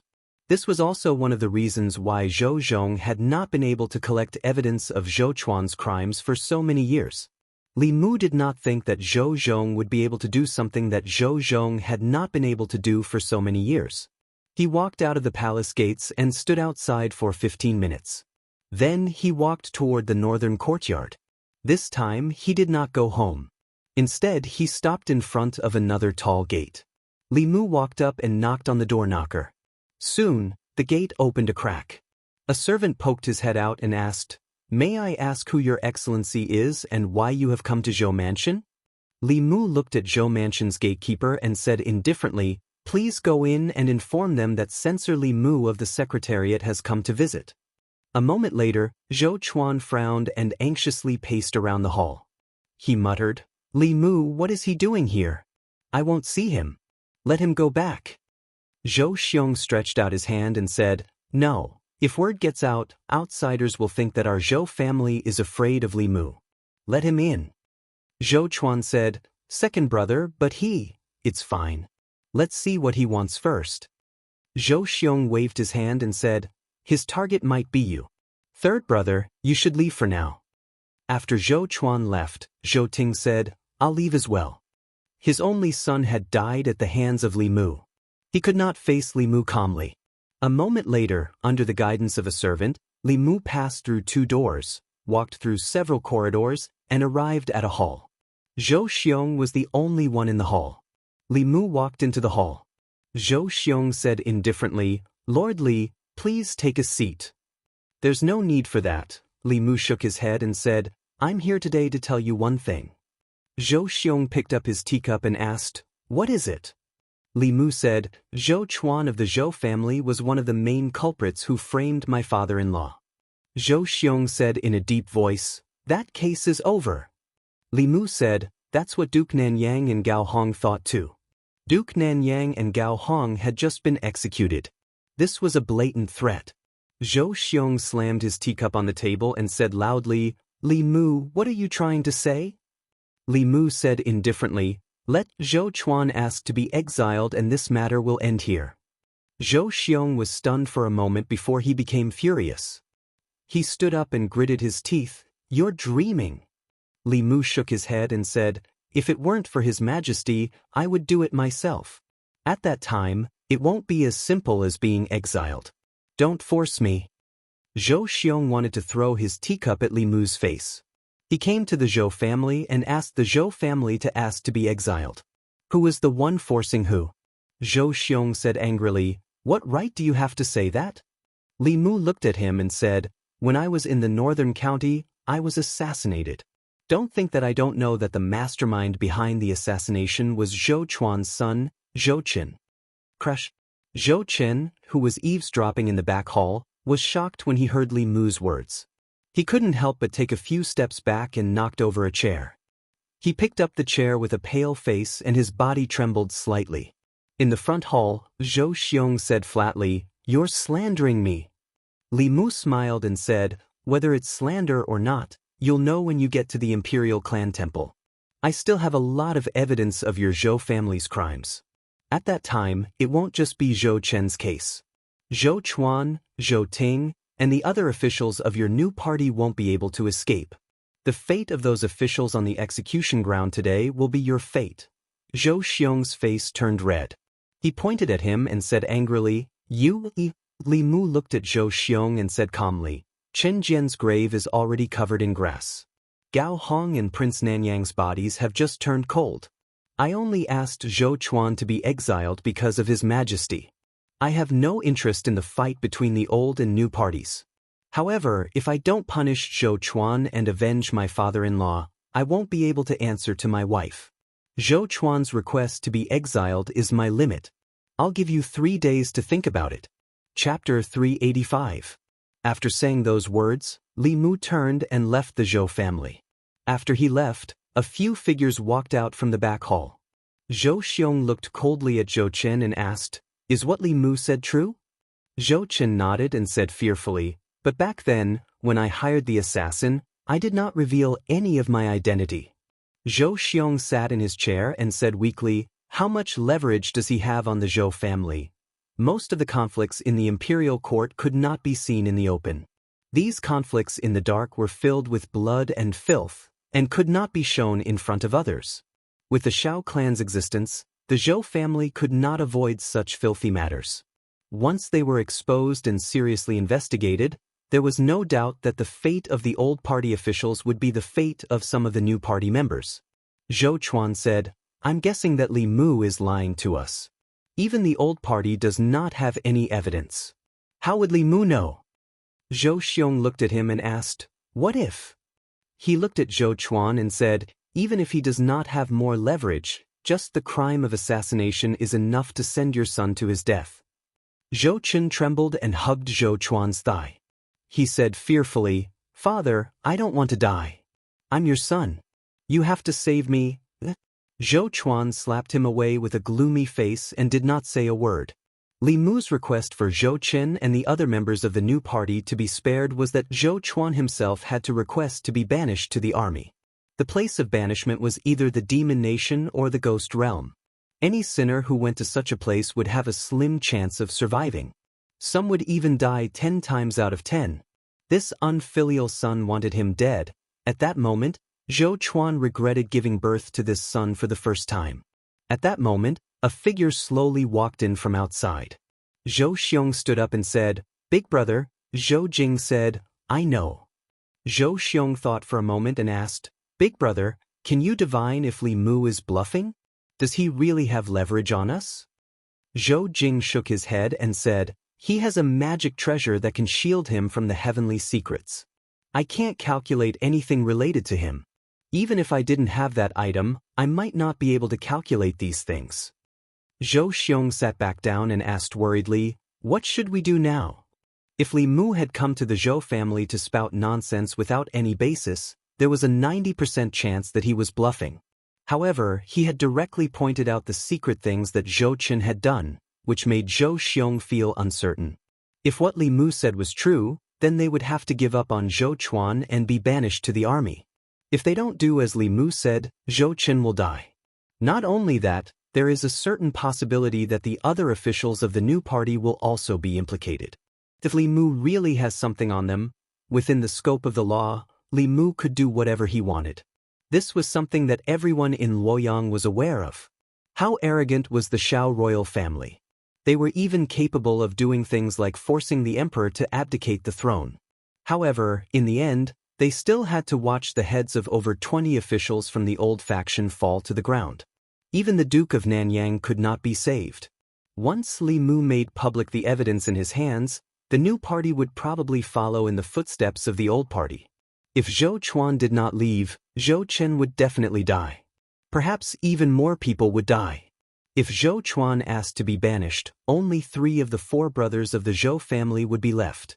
This was a dilemma that only the head of the family, Zhou Jing, had the right to make.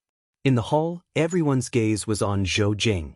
Zhou Chuan could not help but say, "Even if Li Mu really has something on us, can we trust what he says? What if he goes back on his words?" Zhou Jing looked at him and said, "No matter what decision you make, the Zhou family will agree." Zhou Chuan's voice gradually became softer as a bitter smile appeared on his face. If his eldest brother was not threatened by Li Mu, he would have clearly told him that the Zhou family would not be threatened and would not agree to Li Mu's request. Other than that, any decision he made would actually lead to another choice, sacrificing him in exchange for the stability of the Zhou family and the new party. It turned out that he had been abandoned like the commandery prince of Nanyang. Zhou Chuan took a deep breath and said, "Let's do as Li Mu says. For the Zhou family, for the new party, and for our great cause." Zhou Jing was silent for a moment before he said, "The family will prepare some things for you so that you can protect yourself. When the time is right, you can return to Luoyang." Zhou Chuan cupped his fists and said in a deep voice, "Thank you, eldest brother." The third of the four brothers of the Zhou family, the former Minister of Works, Zhou Chuan, felt guilty for framing Li Yi. Although he had been pardoned by the death exemption medallion, he still asked to be sent to prison and left Luoyang. This became another eye-catching event after the execution of the commandery prince of Nanyang and the others. Back when they framed Li Yi, they were all sentenced to death. Later, they were all pardoned by the death exemption medallion. The common people thought that this would be the end. They did not expect that it was only the beginning. After the commandery prince of Nanyang, Xiao Yun, and old concubine Gao's elder brother, Gao Hong, were pardoned by the death exemption medallion, they were sent to the execution ground for other crimes. In the end, they could not escape death. Although Zhou Chuan did not die, the crime of being sent to prison was not much different from delaying the execution of the death penalty. It was just that he would die a little later. At this point, all the main culprits and accomplices in Li Yi's case had paid the price with their lives. The other three fish that escaped the net, the Marquis of Zhongyong, the Earl of Ping, and the Marquis of Yongding, disappeared from Luoyang overnight after hearing and witnessing these things. Someone saw them leave Luoyang with their family the night before the execution of the commandery prince of Nanyang. Li residence. After Li Mu heard these things, he heaved a long sigh of relief. He pulled Li Qing into his arms and whispered in her ear, "It's all over." Li Qing was silent. Not long after, a wet mark appeared on Li Mu's chest. After 14 years, the injustice of the Li residence was finally redressed. Those people who had inflicted suffering on them back then had finally received their overdue judgment 14 years later. Li Qing could only completely let go of certain things that she had been carrying in her heart at this moment. Li Mu hugged her. After a while, when he lowered his head, he realized that Li Qing had fallen asleep in his arms. He carefully carried her back to her room and placed her on the bed. He kissed her forehead gently and left the room. Zhou Chuan had volunteered to be banished. Li Mu had no intention of continuing to fight the Zhou family to the death. Firstly, he did not have anything on the Zhou family. He could trick them once, but he might not be able to trick them a second time. Secondly, 2 of the 4 brothers of the Zhou family had already died at the hands of Li Mu. Zhou Chu had even died at his hands. If he continued to be aggressive, he might be driven into a corner. Most importantly, he had to consider the Empress. After all, that was the family that had raised her. Even if this family had betrayed her and made her watch helplessly as the Zhou family was destroyed at the hands of Li Mu, it was still a form of torture for her. He had used less than a year to go from a nameless minor official to a person that both the new and old parties feared. In less than a year, too many changes had happened in Luoyang. As Li Mu walked on the streets, he no longer saw numb faces. The people's backs were straight, their eyes were bright, and they smiled from the bottom of their hearts. All of this showed that the Luoyang of today was no longer the Luoyang of the past. An old woman with a walking stick was walking on the street. She accidentally fell. A young man and a young woman passed by, quickly helped her up and helped her to the side of the road to rest. The old woman rested for a while, then leaned on her walking stick and slowly walked on the street. When she reached the corner of the street, she saw a beggar in ragged clothes. She thought for a moment, then took out a few copper coins from her sleeve and threw them into the beggar's bowl. The beggar kowtowed in gratitude. He took 2 copper coins and bought a bun from a bun shop by the street. He saw the shop assistant from the shop next door struggling to carry a box onto the carriage. He held the bun in his mouth and went forward to help carry the box onto the carriage. The shop assistant took a deep breath. Just as he was about to thank the beggar, he realized that there was no one behind the box. At this moment, a man in green walked over and asked, "Brother, may I ask where Restaurant Rui is?" The shop assistant smiled and said, "I happen to have something to do near Restaurant Rui. Follow me." The man thanked him and followed the shop assistant to Restaurant Rui. He happened to see a young man and a young woman's kite hanging on a tree. The 2 of them stood under the tree and waited. The man leaped up and easily plucked the kite. He smiled and handed it to the young man and the young woman. He said, "Go over there and fly it in an empty place." Li Mu was greeted by the people along the way. He could clearly feel the changes in Luoyang half a year ago. Li Mu was not the only one who could feel the changes. The people of Luoyang could feel it too. In the past, there was no good or evil in Luoyang. There was no right or wrong. It was chaotic and dark. Until half a year ago, a ray of light shone through the darkness. From then on, good and evil were separated in Luoyang. The officials and nobles who broke the law were punished the same as the common people. Be it the hedonistic sons of rich parents, the students of the academy, the important officials in the court, the nobles of Luoyang, or even the descendants of the royal family, they could no longer trample on the law and oppress the common people. This ray of light allowed the common people to walk out from the darkness and into the sunlight. Looking at the figure walking slowly on the street, countless people had reverence in their eyes. That was the light in all of their hearts.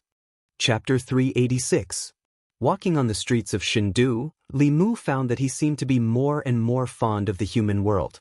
Especially after witnessing the changes in the people in the past half a year, the achievements and joy he got from it were far from what he got from cultivation. In this state of mind, his heart was empty. Even without the clear heart technique, he could still maintain absolute peace in his heart. Somehow, he even had a kind of enlightenment, establishing a heart for the heavens and earth, establishing a life for the people.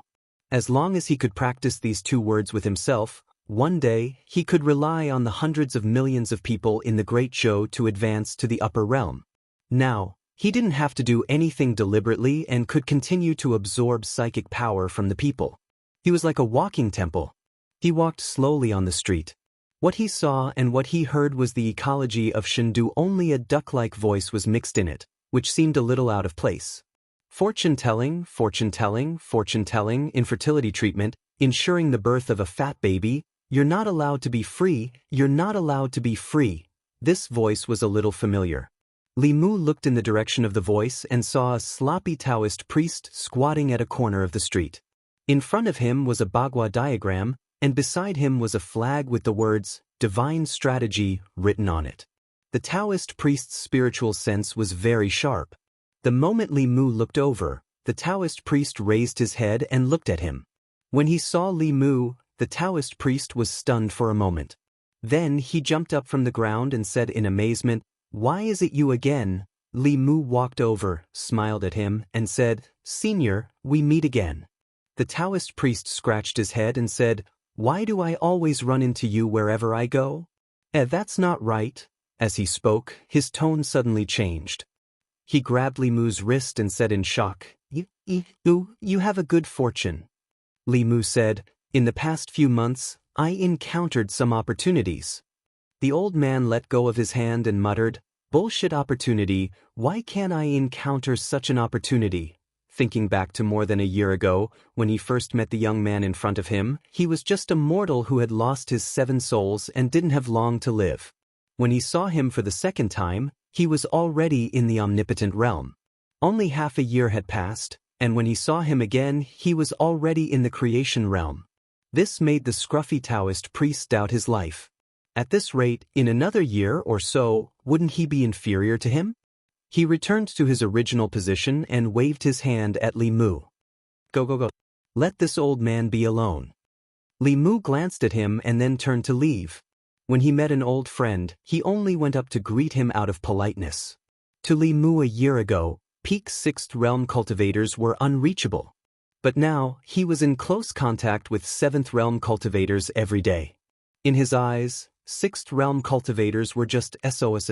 It wasn't until Li Mu's figure disappeared that the scruffy Taoist priest raised his head and looked in the direction he left. His heart was bitter and indescribable. He muttered, "Thief? God, this is not fair, not fair." Li Mu quickly forgot about the scruffy Taoist priest. Although he had avenged Li Qing, there were still some leftover problems. As the Great Zhou FBI, some of the priests in the Department of Worship enjoyed the cultivation resources provided by the Imperial Court, but they didn't do anything for the Imperial Court and didn't listen to the orders of the Ministry of Personnel. They even became the private soldiers of the old party, disobeying imperial orders and doing whatever they wanted. Li Mu had thought of cleaning up the Department of Worship a long time ago. The Department of Worship was nominally under the command of the Ministry of Personnel, but it wasn't an office under the Ministry of Personnel. Before the Empress ascended the throne, the Department of Worship was directly responsible to the Empress. After the Empress ascended the throne, because she couldn't subdue the Department of Worship controlled by the Old Party, she established the internal guards. The bamboo guards of the plum, orchid, bamboo, and chrysanthemum guards were used to replace the Department of Worship. Of course, whether it was strength or resources, the internal guards were far inferior to the Department of Worship. The Department of Worship was supported by the Great Zhou's national treasury. Every year, large amounts of spiritual jade, fulu, talismans, and other cultivation resources were allocated from the national treasury. The internal guards were subsidized by the Empress herself. The highest cultivation of the internal guards was only 5th realm. In the Department of Worship, there were 2 great priests who were both 6th realm cultivators. There were also dozens of 5th realm priests. In Jianghu Palace, when he was eating with the Empress, Li Mu told her about cleaning up the Department of Worship, but the Empress was a little absent-minded. Zhou Yi didn't answer Li Mu's question.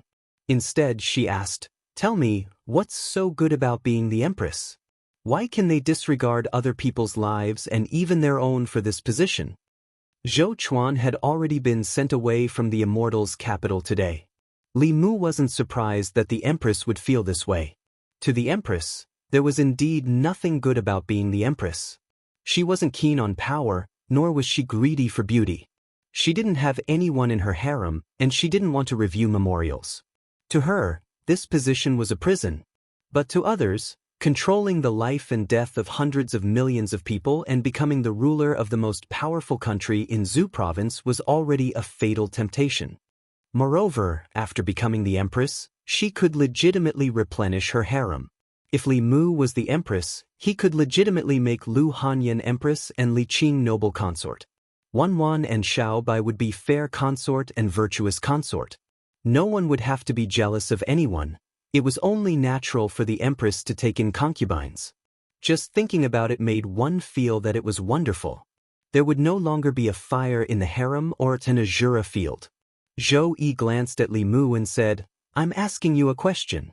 What are you laughing at?" Li Mu no longer fantasized. He withdrew his smile and said, "Your Majesty, not everyone is like Your Majesty who doesn't like power. To them, becoming the emperor above hundreds of millions of people is a fatal attraction." Zhou Yi asked, "You too?" Li Mu shook his head and said, "This isn't my dream." Zhou Yi continued to ask, "Then what is your dream?" Li Mu thought for a moment and said, "This subject's dream is to take my wives to travel all over the 10 continents and 3 islands, see all kinds of sceneries, and finally find a quiet and secluded place. When I'm not cultivating, I'll raise flowers and vegetables and live the life of an ordinary person." Zhou Yi glanced at him and calmly asked, "You want to leave the imperial court?" Li Mu heard the fluctuation in her tone. To prevent her from thinking that he wanted to run away, he added, "Of course, not now." Zhou Yi asked, "Then when?" Li Mu said, "After I've helped Your Majesty clear away all obstacles and solve all problems." Zhou Yi said indifferently, "I feel that the Yao Kingdom, the Ghost Realm, and the Demon Sect are the biggest obstacles and troubles in my heart. I won't keep you for long. Once the Demon Sect is destroyed, the Ghost Realm is subdued, and the Yao Kingdom is pacified, I will let you go." Li Mu was dumbfounded. The Yao Kingdom, the Ghost Realm, and the Demon Sect. Which of these 3 powers hadn't existed for as long as the Great Zhou? Even if the Great Zhou perished, they might not necessarily perish. To put it bluntly, she wanted him to work for her for the rest of his life. Even when the Jade Emperor made things difficult for Sun Wukong, he didn't go so far. It was better to wait for the chickens to finish their rice, the dogs to finish their noodles, and the fire to burn out the logs. This way, Li Mu would at least have something to look forward to. At this moment, he had already decided to stick to his original plan. After helping her condense the next strand of Emperor Qi, he would take Lu Hanyan and the others and run away. There was a wider world outside, and he didn't want to waste his life on the Empress. Zhou Yi glanced at him and asked, "What, you're not willing?" Li Mu squeezed out a smile and said, "I'm willing to go through water and tread on fire for Your Majesty. Not to mention destroying the Demon Sect, subduing the Ghost Realm, and pacifying the Yao Kingdom. When I'm strong enough, I can even go to the Eastern Sea and catch a dragon to be your majesty's mount. Li Mu had long since figured out the Empress's personality. Ordinary women also liked to hear nice things, but the Empress wasn't an ordinary woman. She liked to flatter and praise even more. Regardless of whether she could do it or not, she had to get through this hurdle first. Zhou Yi asked, "Is what you said true?" Li Mu nodded and said, "Everything I said came from the bottom of my heart." Zhou Yi said indifferently, "Then swear to the heavenly Tao." Li Mu stared blankly at the Empress. He didn't expect that she wouldn't play by the rules. If he had said this to Lu Hanyan and Li Qing, they would definitely have covered Li Mu's mouth before he swore to the heavenly Tao. Then, either coquettishly or angrily, they would say, "Who told you to swear? I don't want you to swear," and so on, and forget about this matter. But the Empress, it was fine if she didn't stop him, but she actually took the initiative to make him swear? Was an oath to the heavenly Tao something that could be casually sworn? Li Mu felt that the trust between humans was gone. "What, you're not willing?" Zhou Yi looked at Li Mu and asked, "Could it be that everything you said just now was false?" Li Mu wanted nothing more than to slap his own mouth. But it was obviously too late. Looking at the Empress' serious eyes, Li Mu slowly raised his right hand, bent his thumb, and pointed to the sky. He gritted his teeth and said, "Li Mu, swear to the heavenly Tao that only after the demon sect is destroyed, the ghost realm is subdued, and the demon country is pacified, can I leave your majesty. If I violate it, I will not have a good ending," Zhou Yi said. "Also, I really want to have a dragon as a mount." Li Mu's lips moved and said, "Your Majesty, how about we forget about this? The dragon race has a fishy smell, and it's slippery. It's not suitable to be a mount." Zhou Yi glared at him. "Hurry up." Chapter 387. Walking out of Chang'e Palace, Li Mu had to admit that he had been careless this time. He had been forced by the Empress to swear an oath to the heavens that he would only leave her after helping her destroy the demon sect, subdue the ghost realm, and pacify the Yao kingdom. Fortunately, Li Mu was quick-witted and changed a phrase when he swore. He said that he would not leave her until he finished these things, and not Shendu or Great Zhou. If he could abduct the Empress, then it would not be considered leaving her. Whether or not the Great Zhou could destroy the demon sect, subdue the ghost realm, and pacify the Yao kingdom was a matter for the Great Zhou court. In any case, Li Mu had fulfilled his oath to the Empress. Didn't she like to plant flowers? When the time came, he would open a garden for her next door to where he, Lu Hanyan, and Li Qing lived in seclusion. As long as she did not feel bored, she could plant flowers for the rest of her life. Li Mu looked back and twitched the corner of his mouth. If she wanted to trick him, she would have to cultivate for a few more years. After swearing the oath, he once again brought up the matter of purging the office of consecration. What made Li Mu feel helpless was that, at some point in time, the Empress had handed over all the things that should have been done by her to him. She did not even hand it over to Li Mu. Instead, it was Li Mu who raised the problem and solved it himself. Now, she wanted Li Mu to be her slave for the rest of his life. If she had not given him so much and treated him so well, Li Mu might have gone back to inherit the Fulu school long ago. What really made Li Mu feel that he owed her was that the Empress had always stood by his side when facing the Zhou family and himself. She had also given him the greatest trust and the greatest freedom to reverse the verdict and take revenge for Li Qing's father. If he ran away like this, it would be too heartless. For a woman to treat him like this, even if Li Mu could not repay her with his body, he could not be so heartless. Consecrated office. Lord May of the Inner Guards had just arrived. He left behind an imperial edict and then floated away. The contents of the imperial edict made countless consecrators angry and dissatisfied. From today onwards, the consecration department would be under the management of the Bamboo Guards.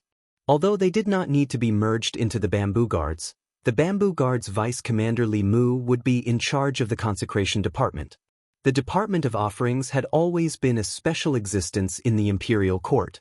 They were not from the academy, nor were they officials of the imperial court. Their relationship with the Great Zhou court was more like cooperation than subordination. The imperial court provided the consecrators with cultivation resources, while the consecrators worked for the imperial court. Both sides took what they needed. The Department of Consecration had always been an independent department, never under the jurisdiction of an official of the court. Even the Ministry of Official Personnel Affairs could only request for a consecrator and not order them to do so. This imperial edict shook the position of the consecrated division.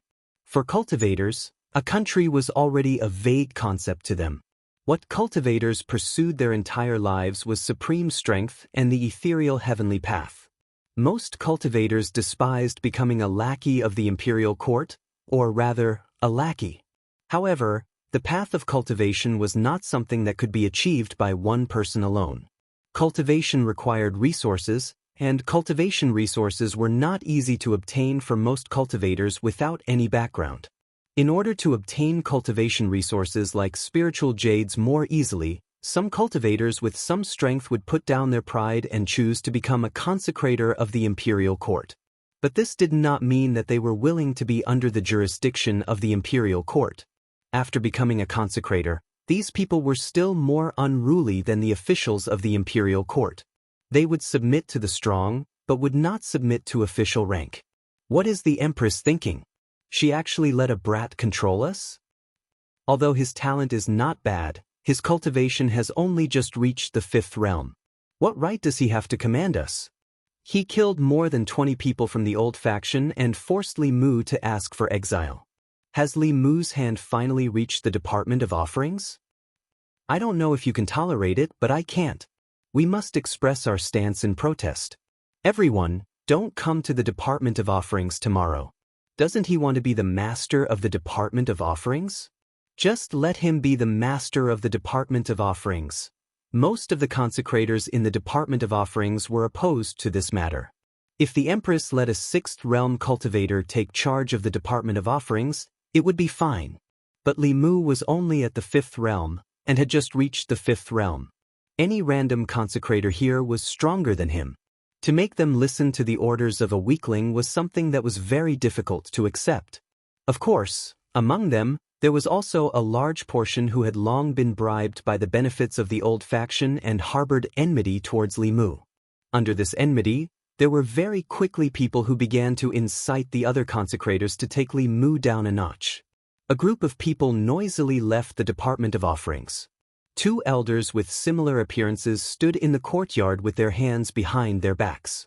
The elder on the left said, "What do you think?" The elder on the right thought for a moment and said, "Killing him a little is good for his spirit. We have to let him know that the Department of Offerings is not a place where he can behave atrociously." The Empress temporarily placed the Department of Offerings under the Bamboo Guards. As the deputy commander of the Bamboo Guards, Li Mu naturally became the direct superior of the Department of Offerings. A few days ago, he had done a detailed search for information on the Department of Offerings. Currently, there were 2 6th realm cultivators in the Department of Offerings. Both of them had just reached the 6th realm several years ago, and they were a pair of twin brothers. For the imperial court, 5th realm consecrators were easy to recruit, but 6th realm high consecrators were very difficult to recruit.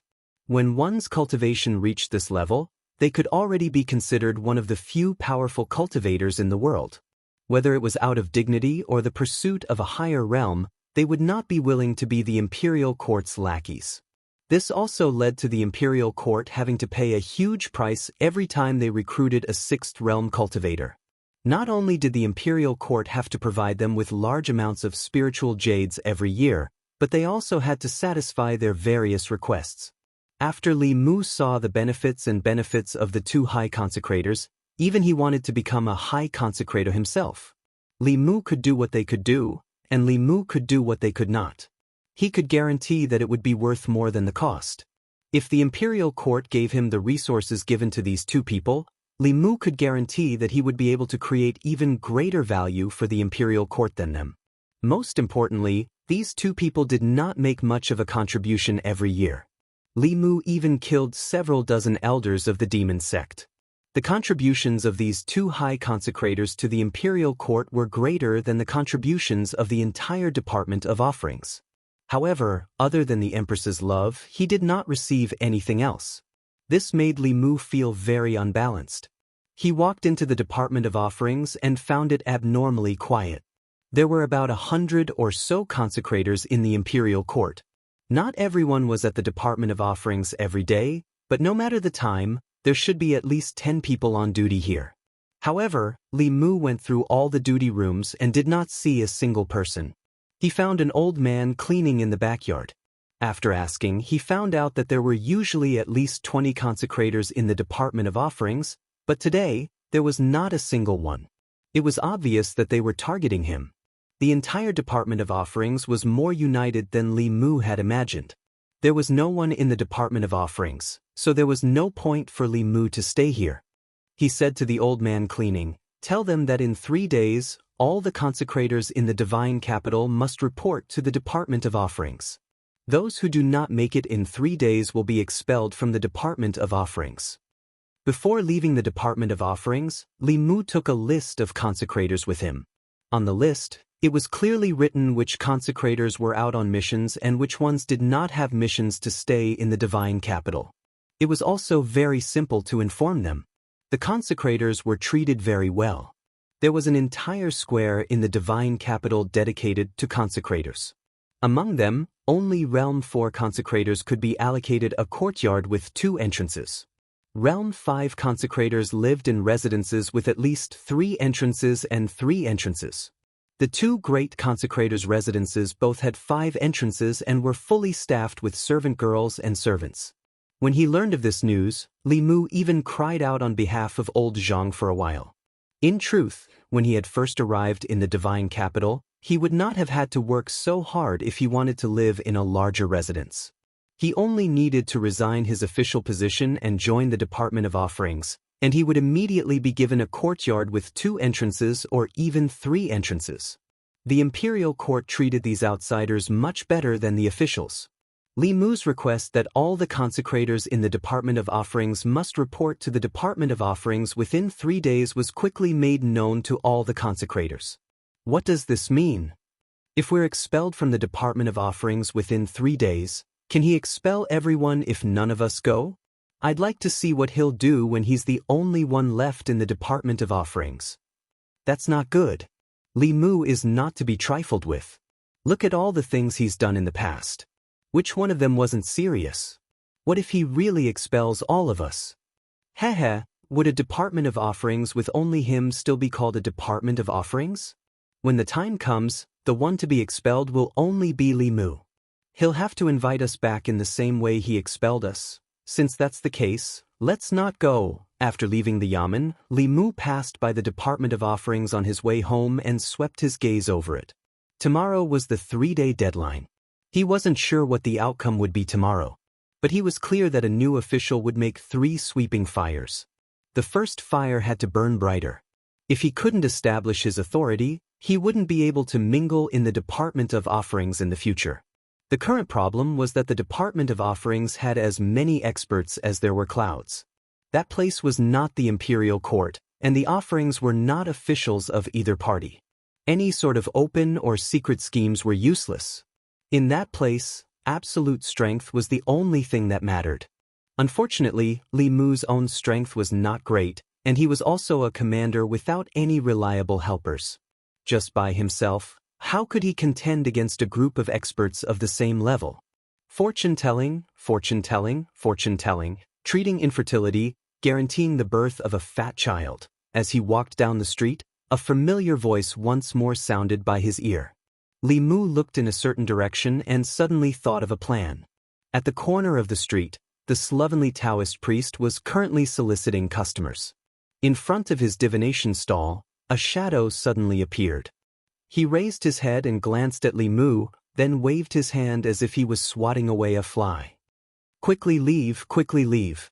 This old man doesn't want to see you." This time, Li Mu did not leave. Looking at the Taoist priest, he said, "Senior's cultivation is so high. To be a fortune teller is a waste of talent. I don't know if Senior wants to become a offerings in the imperial court." "Offerings?" The Taoist priest jumped up from the ground, glaring angrily at Li Mu. Gritting his teeth, he said, "What kind of person is this old man? This old man doesn't even care about the 6 great sects. What is the Great Zhou Court? You actually want this old man to be a dog of the imperial court. If this wasn't the divine capital, this old man would definitely turn you into a dog first, Li Mu continued. With senior's cultivation, if you join the Department of Offerings, you can become a great offering and live in a 5-sectioned residence. The imperial court will also provide you with maids and servants. The Taoist priest looked at Li Mu and said, before this old man changes his mind, you'd best leave quickly. Li Mu shook his head, saying, Senior probably doesn't want the heavenly fortune talisman either. Just as he turned around, someone grabbed his wrist. The Taoist priest grabbed Li Mu's hand and said seriously, whether it's the heavenly fortune talisman or not isn't important. The main thing is that this old man wants that big residence. You're still young, so you don't understand. After drifting for a lifetime, when you get older, what you seek is a stable place, a place that can shelter you from the wind and rain. Oh right, you mentioned the heavenly fortune talisman just now. What? Is it a heavenly fortune talisman if you join the Department of Offerings? Peace, recommending the Book of the Old Days by the Bear Wolf Dog. The world is about to be in chaos. Demons are emerging in an endless stream. Chu Qiguang is guarding his territory. Looking at the demons working peacefully and the old employees who have just turned into zombies, he shouted, How dare you call the sun and moon to change the sky? Chapter 388. From the sloppy Taoist priest's reaction, Li Mu knew that he had made the right bet. All 6th-level cultivators would eventually face a problem: their lifespan. Without reaching the upper 3 realms, their lifespan would not be able to break through the limits of mortals. 260 years, or 120 years, was their life and death moment. If they were mortals, then it would be fine. Although 260 years was a long enough lifespan, mortals could not escape from old age, sickness, and death. Most people could not even live past 160 years, so naturally they would not encounter a situation where their lifespan ran out. But cultivators were different. As long as a 6th-level cultivator did not seek death like the Thousand Illusions Venerable Master or the Nether Saint, they would not die so easily. The only thing that could kill them was time. A heavenly secret talisman could buy them 10 years of lifespan. In these 10 years, as long as they broke through to the 7th level, they would immediately gain another 60 years of lifespan. Thus, there was no need to be envious of these 6th-level cultivators, especially those at the peak of the 6th level. Although they were incomparably prominent in front of others, they might not have many years left in their lifespan. Although their cultivation was not as high as theirs, from now on, they could live longer than them. Li Mu looked at the sloppy Taoist priest and said, The imperial court has always been generous to the offerings. As long as Senior joins the offerings department, I guarantee that you will receive a heavenly secret talisman within a year. Although the materials for the heavenly secret talisman were precious, if the imperial court wanted to gather them, they could also gather a few sets. After the excitement just now, the old man had already calmed down. He glanced at Li Mu and said, Kid, don't try to trick me. The heavenly secret talisman is a saint-level fulu. Even those old fellows in the fulu school could not draw it. Who in the great Zhou court can draw a saint-level talisman? Seeing was believing. Li Mu stretched out his hand and swiped at the air in front of him. An illusory image of a fulu covered in mysterious runes appeared before the Taoist priest's eyes. He could easily reproduce the fulu that he had once drawn.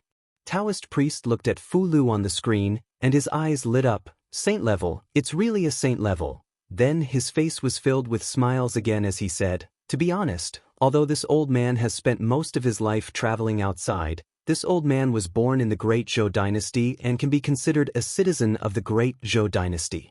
It is only right for me to do something for the Great Zhou dynasty. This old man will enter the Department of Consecration. Li Mu cupped his hands and said, Senior is truly righteous. Tomorrow morning, you can directly report to the Veneration Department. After bidding farewell to the Taoist priest, Li Mu finally felt at ease. In the end, the consecrated office was a place where strength spoke. Without a super powerhouse holding down the fort, Li Mu did not have the confidence to speak. Speaking of which, exchanging a divine secret talisman for a powerhouse at the peak of the 6th realm was a very good deal. Unfortunately, the materials needed for the saint-level fulu were very precious, and this talisman could not be mass-produced. Otherwise, as long as the Empress announced to the world that she would give a divine secret talisman to any sixth realm powerhouse who joined the consecrated office, the Department of Consecrated Office of the Great Zhou would be the most powerful force in the 10 continents and 3 islands. What 6 schools and 4 sects? Even the demonic path would not be able to compete with them. The divine secret talisman was not only useful for 6th realm powerhouses, but also for 7th realm powerhouses. Although the divine secret talisman did not increase the lifespan of powerhouses above the transcendent realm by that much, every year of lifespan increased the chances of advancing. Every time one advanced a level in the upper 3 realms, their lifespan would increase by 60 years. If they made the right bet, their lifespan would be extended by 60 years. Who would not be tempted? As long as there were enough materials, he could let the Empress visit him every few days. With the help of her talisman, Li Mu was confident that he could turn the consecrated office into a retirement home for the super powerhouses of the continent. Of course, even the cleverest housewife could not cook without rice. This plan, at present, could only be imagined by Li Mu. Early the next morning, Li Mu arrived at the consecrated office a quarter of an hour later than the usual time. Inside the consecrated office, it was quiet. Apart from the old man sweeping the floor, there was no one else in the entire consecrated office. Li Mu moved a chair and sat in the courtyard of the consecrated office. The old man sweeping the floor obeyed Li Mu's instructions. He took an incense burner, inserted an incense stick, lit it, and placed it in the courtyard of the consecrated office. Li Mu looked at the incense stick and said, "Tell them, before this incense stick burns out, if they do not report to the consecrated office, they will be expelled from the consecrated office, and all the rewards bestowed by the imperial court will be withdrawn. From now on, they will no longer enjoy the treatment of a consecrated." The old man walked out of the consecrated office and walked briskly towards a nearby market. Then square. There were hundreds of markets in the Immortal's capital, each with its own function. In Square was a residential market, located in the core area of the Immortal's capital. Although it was a residential market, the people who lived in the market were not commoners, officials, or nobles. They were consecrated members recruited by the imperial court. The consecrated members were the same as the officials of the imperial court. They ate the salary of the imperial court, and their treatment was even better than the officials. Every person had a house bestowed by the imperial court, and all the maids and servants in the house were available. In a certain house in and Square, 10 or so consecrated members were gathered together. Expelling them from the consecrated office in less than the time of an incense stick, who is he trying to scare? Expelling everyone from the consecrated office, how will he explain this to the imperial court? This morning, not a single person went. I want to see how he will deal with this. After discussing for a while, they decided to continue staying here. In some other houses in the square, there was also hesitation in the eyes of some people. Should we go or not? Li Mu is not someone to be trifled with. The Empress also favors him so much. How many people have fallen into his hands?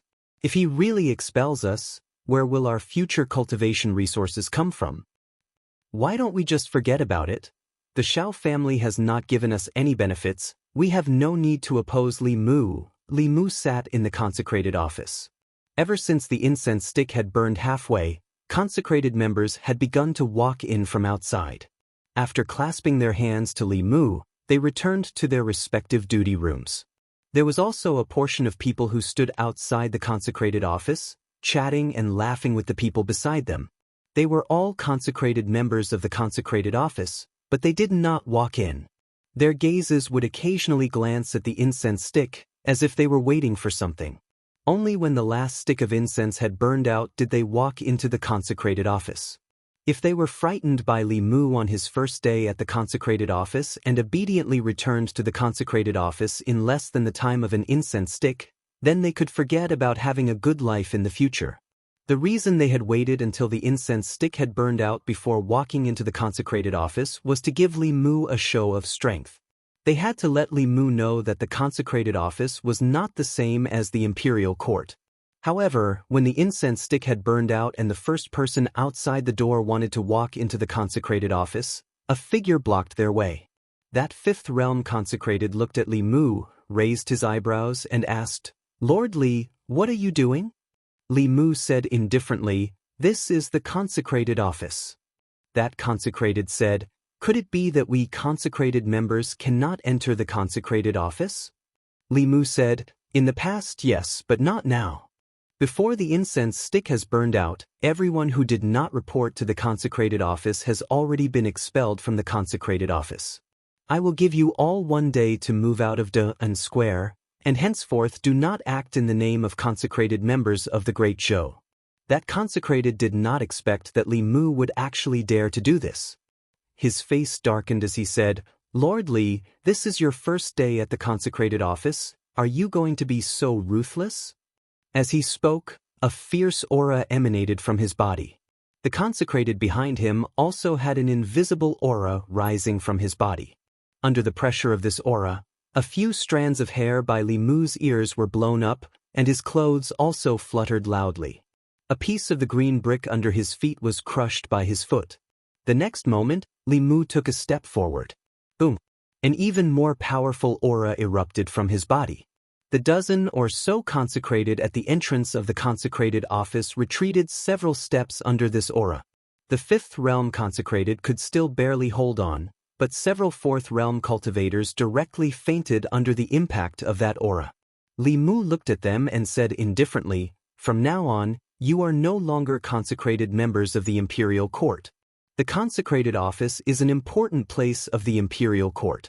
Those who trespass into the consecrated office without permission will be expelled, and those who trespass repeatedly will be killed without mercy." Several fifth realm consecrated members struggled to resist Li Mu's aura pressure, their hearts extremely shocked.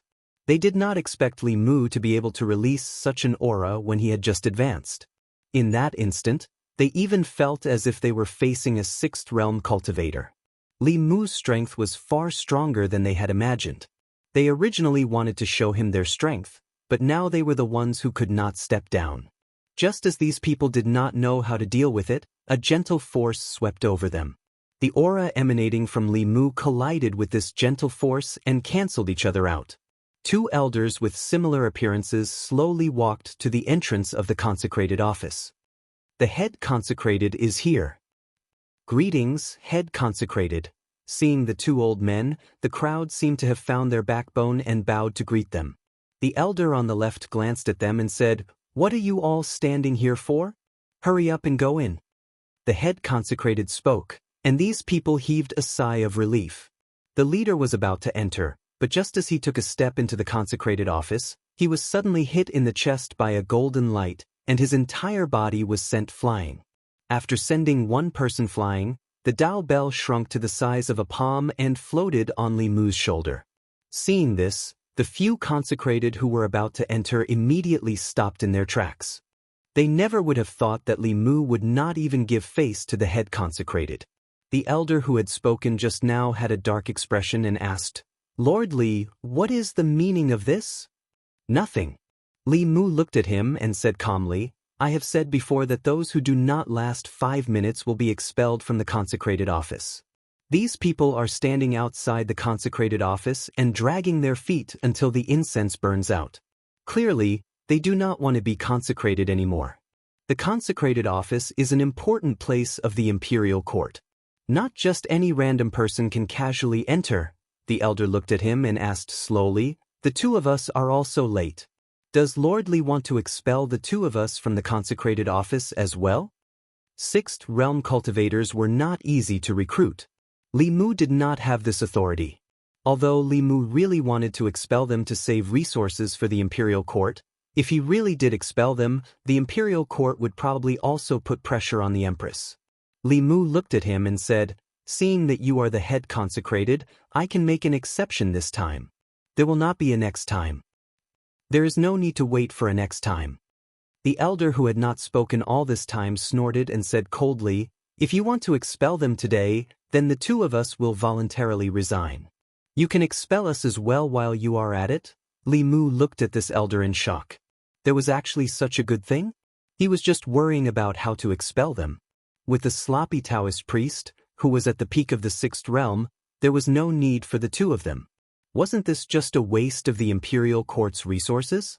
Li Mu looked at the two of them in surprise and said, "Words are no guarantee. Why don't the two of you make an oath to the heavenly Tao?" Chapter 389. Li Mu wanted nothing more than for these two old fellows to leave the Department of Offerings. They lived in large mansions and were served by more than a dozen maids and servants. Every year, the imperial court would provide them with large amounts of spiritual jades, spiritual herbs, and other cultivation resources. Despite such good treatment, they couldn't even go to work on time. The results they could produce every year were even less. Thinking about Li Mu himself, with a meager salary, worried about the emperor's heart, purged the rebels, killed the demon path, and built the link between the imperial court and the Fulu school. Besides his own official duties, he also had to approve memorials for the empress and give her special treatment. Thinking of his own efforts, the head offerings' efforts, the treatment of the head offerings, and his own treatment, Li Mu felt even more unbalanced. The two head offerings had not expected that Li Mu would be so unyielding. After expelling the two head offerings and dozens of other offerings, what was left of the Department of Offerings? Did he not think that if he really did this, how would he explain it to the imperial court? As for making them swear an oath to the heavenly Tao, this was naturally impossible. Any cultivator with a normal mind would not joke about the heavenly Tao. The two coldly snorted at the same time, clasped their hands behind their backs, and left. Li Mu was, after all, acting on the empress's orders. With their status, there was no need to say too much to Li Mu. When the Department of Offerings fell into chaos because of him, he would not be able to explain himself to the imperial court, and would naturally leave with his tail between his legs. Seeing that the two head reverends had left, those reverends who didn't report to the reverends department within the time set by Li Mu also didn't dare to step into the reverends department. They all left with gloomy faces. This was only a temporary departure. According to Li Mu's own rules, this time, more than half of the combat strength of the Department of Offerings would be expelled from the Department of Offerings. The Department of Offerings of the Great Zhou existed in name only. Once the imperial court investigated, he would not be able to bear the responsibility and would still have to invite them back. And the offerings of the Department of Offerings were secretly rejoicing that they had changed their minds at the last moment. Li Mu didn't even give face to the great consecrator, much less them. Once they lost their status as consecrators, where would they find cultivation resources? Without a sect or family, leaving the consecrator department was the same as cutting off their cultivation path. After sending those people away, Li Mu sat back down on the chair in the courtyard of the Office of Offerings. The original intention of the consecration department was to recruit strong cultivators to serve the country. They did not want them to participate in the politics of the court. However, the consecrators were in the divine capital. These matters could not be avoided easily. The current consecrated office had already deviated from its original intentions and needed a complete change. Of course, the price of change was also huge. This time, Li Mu had expelled more than half of the consecrators of the consecration department. Although this was more beneficial for future management, the drawbacks were also obvious. The overall strength of the consecration department had severely shrunk. Although they had the unkempt Taoist priest, no matter how powerful he was only one person. He could not solve the problem of the 36 counties of Great Zhou. Right now, the Foreign Service Division urgently needed fresh blood. However, they could not expand their recruitment at will. Otherwise, the previous internal guard was a lesson to be learned. If someone with bad intentions sneaked in and gave them a fatal blow at the critical moment, all their previous efforts would be in vain. Li Mu thought for a while and stretched out his hand. A white light flashed and a black, palm-sized wooden block appeared in his hand. The four sides of the wooden block were engraved with mysterious runes. After Li Mu injected his spiritual power, these runes began to flicker and emit a faint light. After the light on the wooden block stabilized, Li Mu put the wooden block to his ear and said, "Hey, is this Senior Brother Sect Master? I'm Li Mu. Last time, we talked about the cooperation between the Ancestral Court and the Imperial Court. You promised to send some elders over." "What? 10 is too little, at least 30? 30 isn't much at all. What's the point of them staying in the mountains?" Why don't we pull them out to temper their minds? It's good for their future cultivation. Li Mu put down the wooden box and saw the unkempt Taoist priest standing in the courtyard of the consecration department. He looked at Li Mu with a puzzled gaze and asked, "Xian Jizi is your senior brother?" Li Mu nodded. The Taoist priest thought for a while and asked again, "Then who is your master?" Li Mu said, "My master is Talisman Daozi." The Taoist priest revealed a look of understanding and said, "So it's him?" Li Mu asked, "Senior, do you know my master?" The Taoist priest shook his head and said, "I'm not familiar with him. Talisman Daozi has some talent in the Fulu, but his cultivation talent is not high. His lifespan should be in these 2 years. Your master," Li Mu said, "with the Talisman of Heavenly Secrets, it should be able to buy master 10 more years." The Taoist priest was stunned and then said, "So the Talisman of Heavenly Secrets was given to Talisman Daozi. Who drew the Fulu?" "As far as I know, no one in the Fulu school has this ability." Li Mu smiled and said, "Senior, you don't have to worry about this. After a year, Senior's Talisman of Heavenly Secrets will be handed over." The unkempt Taoist priest didn't ask any more questions and said, "What do you need me to do?" Li Mu said, "Senior, you only need to preside over the offerings department. The other matters will be taken care of by the offerings department below." The head reverend's greatest use in the reverend department was to intimidate others. If there weren't any sixth realm cultivators holding down the fort, the words reverend department would inevitably lose some of its grandeur. When the head offerings were truly needed, it would be when an earth-shattering event happened in a certain county. On the first day Li Mu took charge of the offerings department, he drove away more than half of the offerings and angered 2 head offerings. Soon, the news spread throughout the divine capital and caused a heated discussion among the officials. "This is too ridiculous.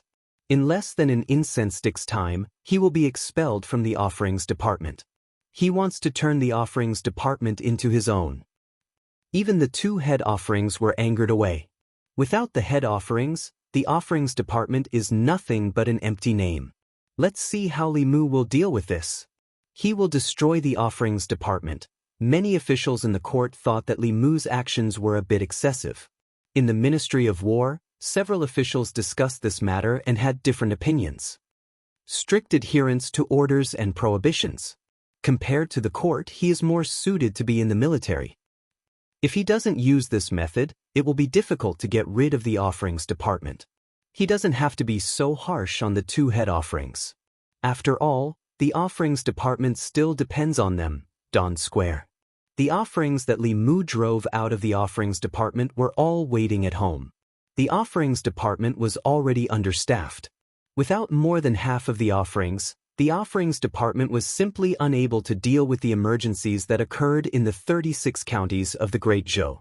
Although there were many officials in the court with decent cultivation, they each had their own duties and official duties. It was impossible for them to leave their posts to deal with these matters. When the time came, it would be Li Mu begging them to return. A day later, someone knocked on the doors of these offerings. It wasn't Li Mu who knocked, but an official from the Ministry of Works. The offerings benefits were very good. Apart from receiving a generous monthly salary, they could also live in large mansions arranged by the court and have maids and servants to serve them. Of course, the premise of all this was that they were still offerings of the court. When they were no longer offerings, all their benefits would be taken away. Is that Li Mu serious? What do we do now? Is there no one in such a large court who can control him? Why isn't the head offerings saying anything? The orders of the Ministry of Works could not be disobeyed. No matter how unwilling these people were, they could only move out of their mansions. Yesterday, they were still noble offerings of the Great Zhou.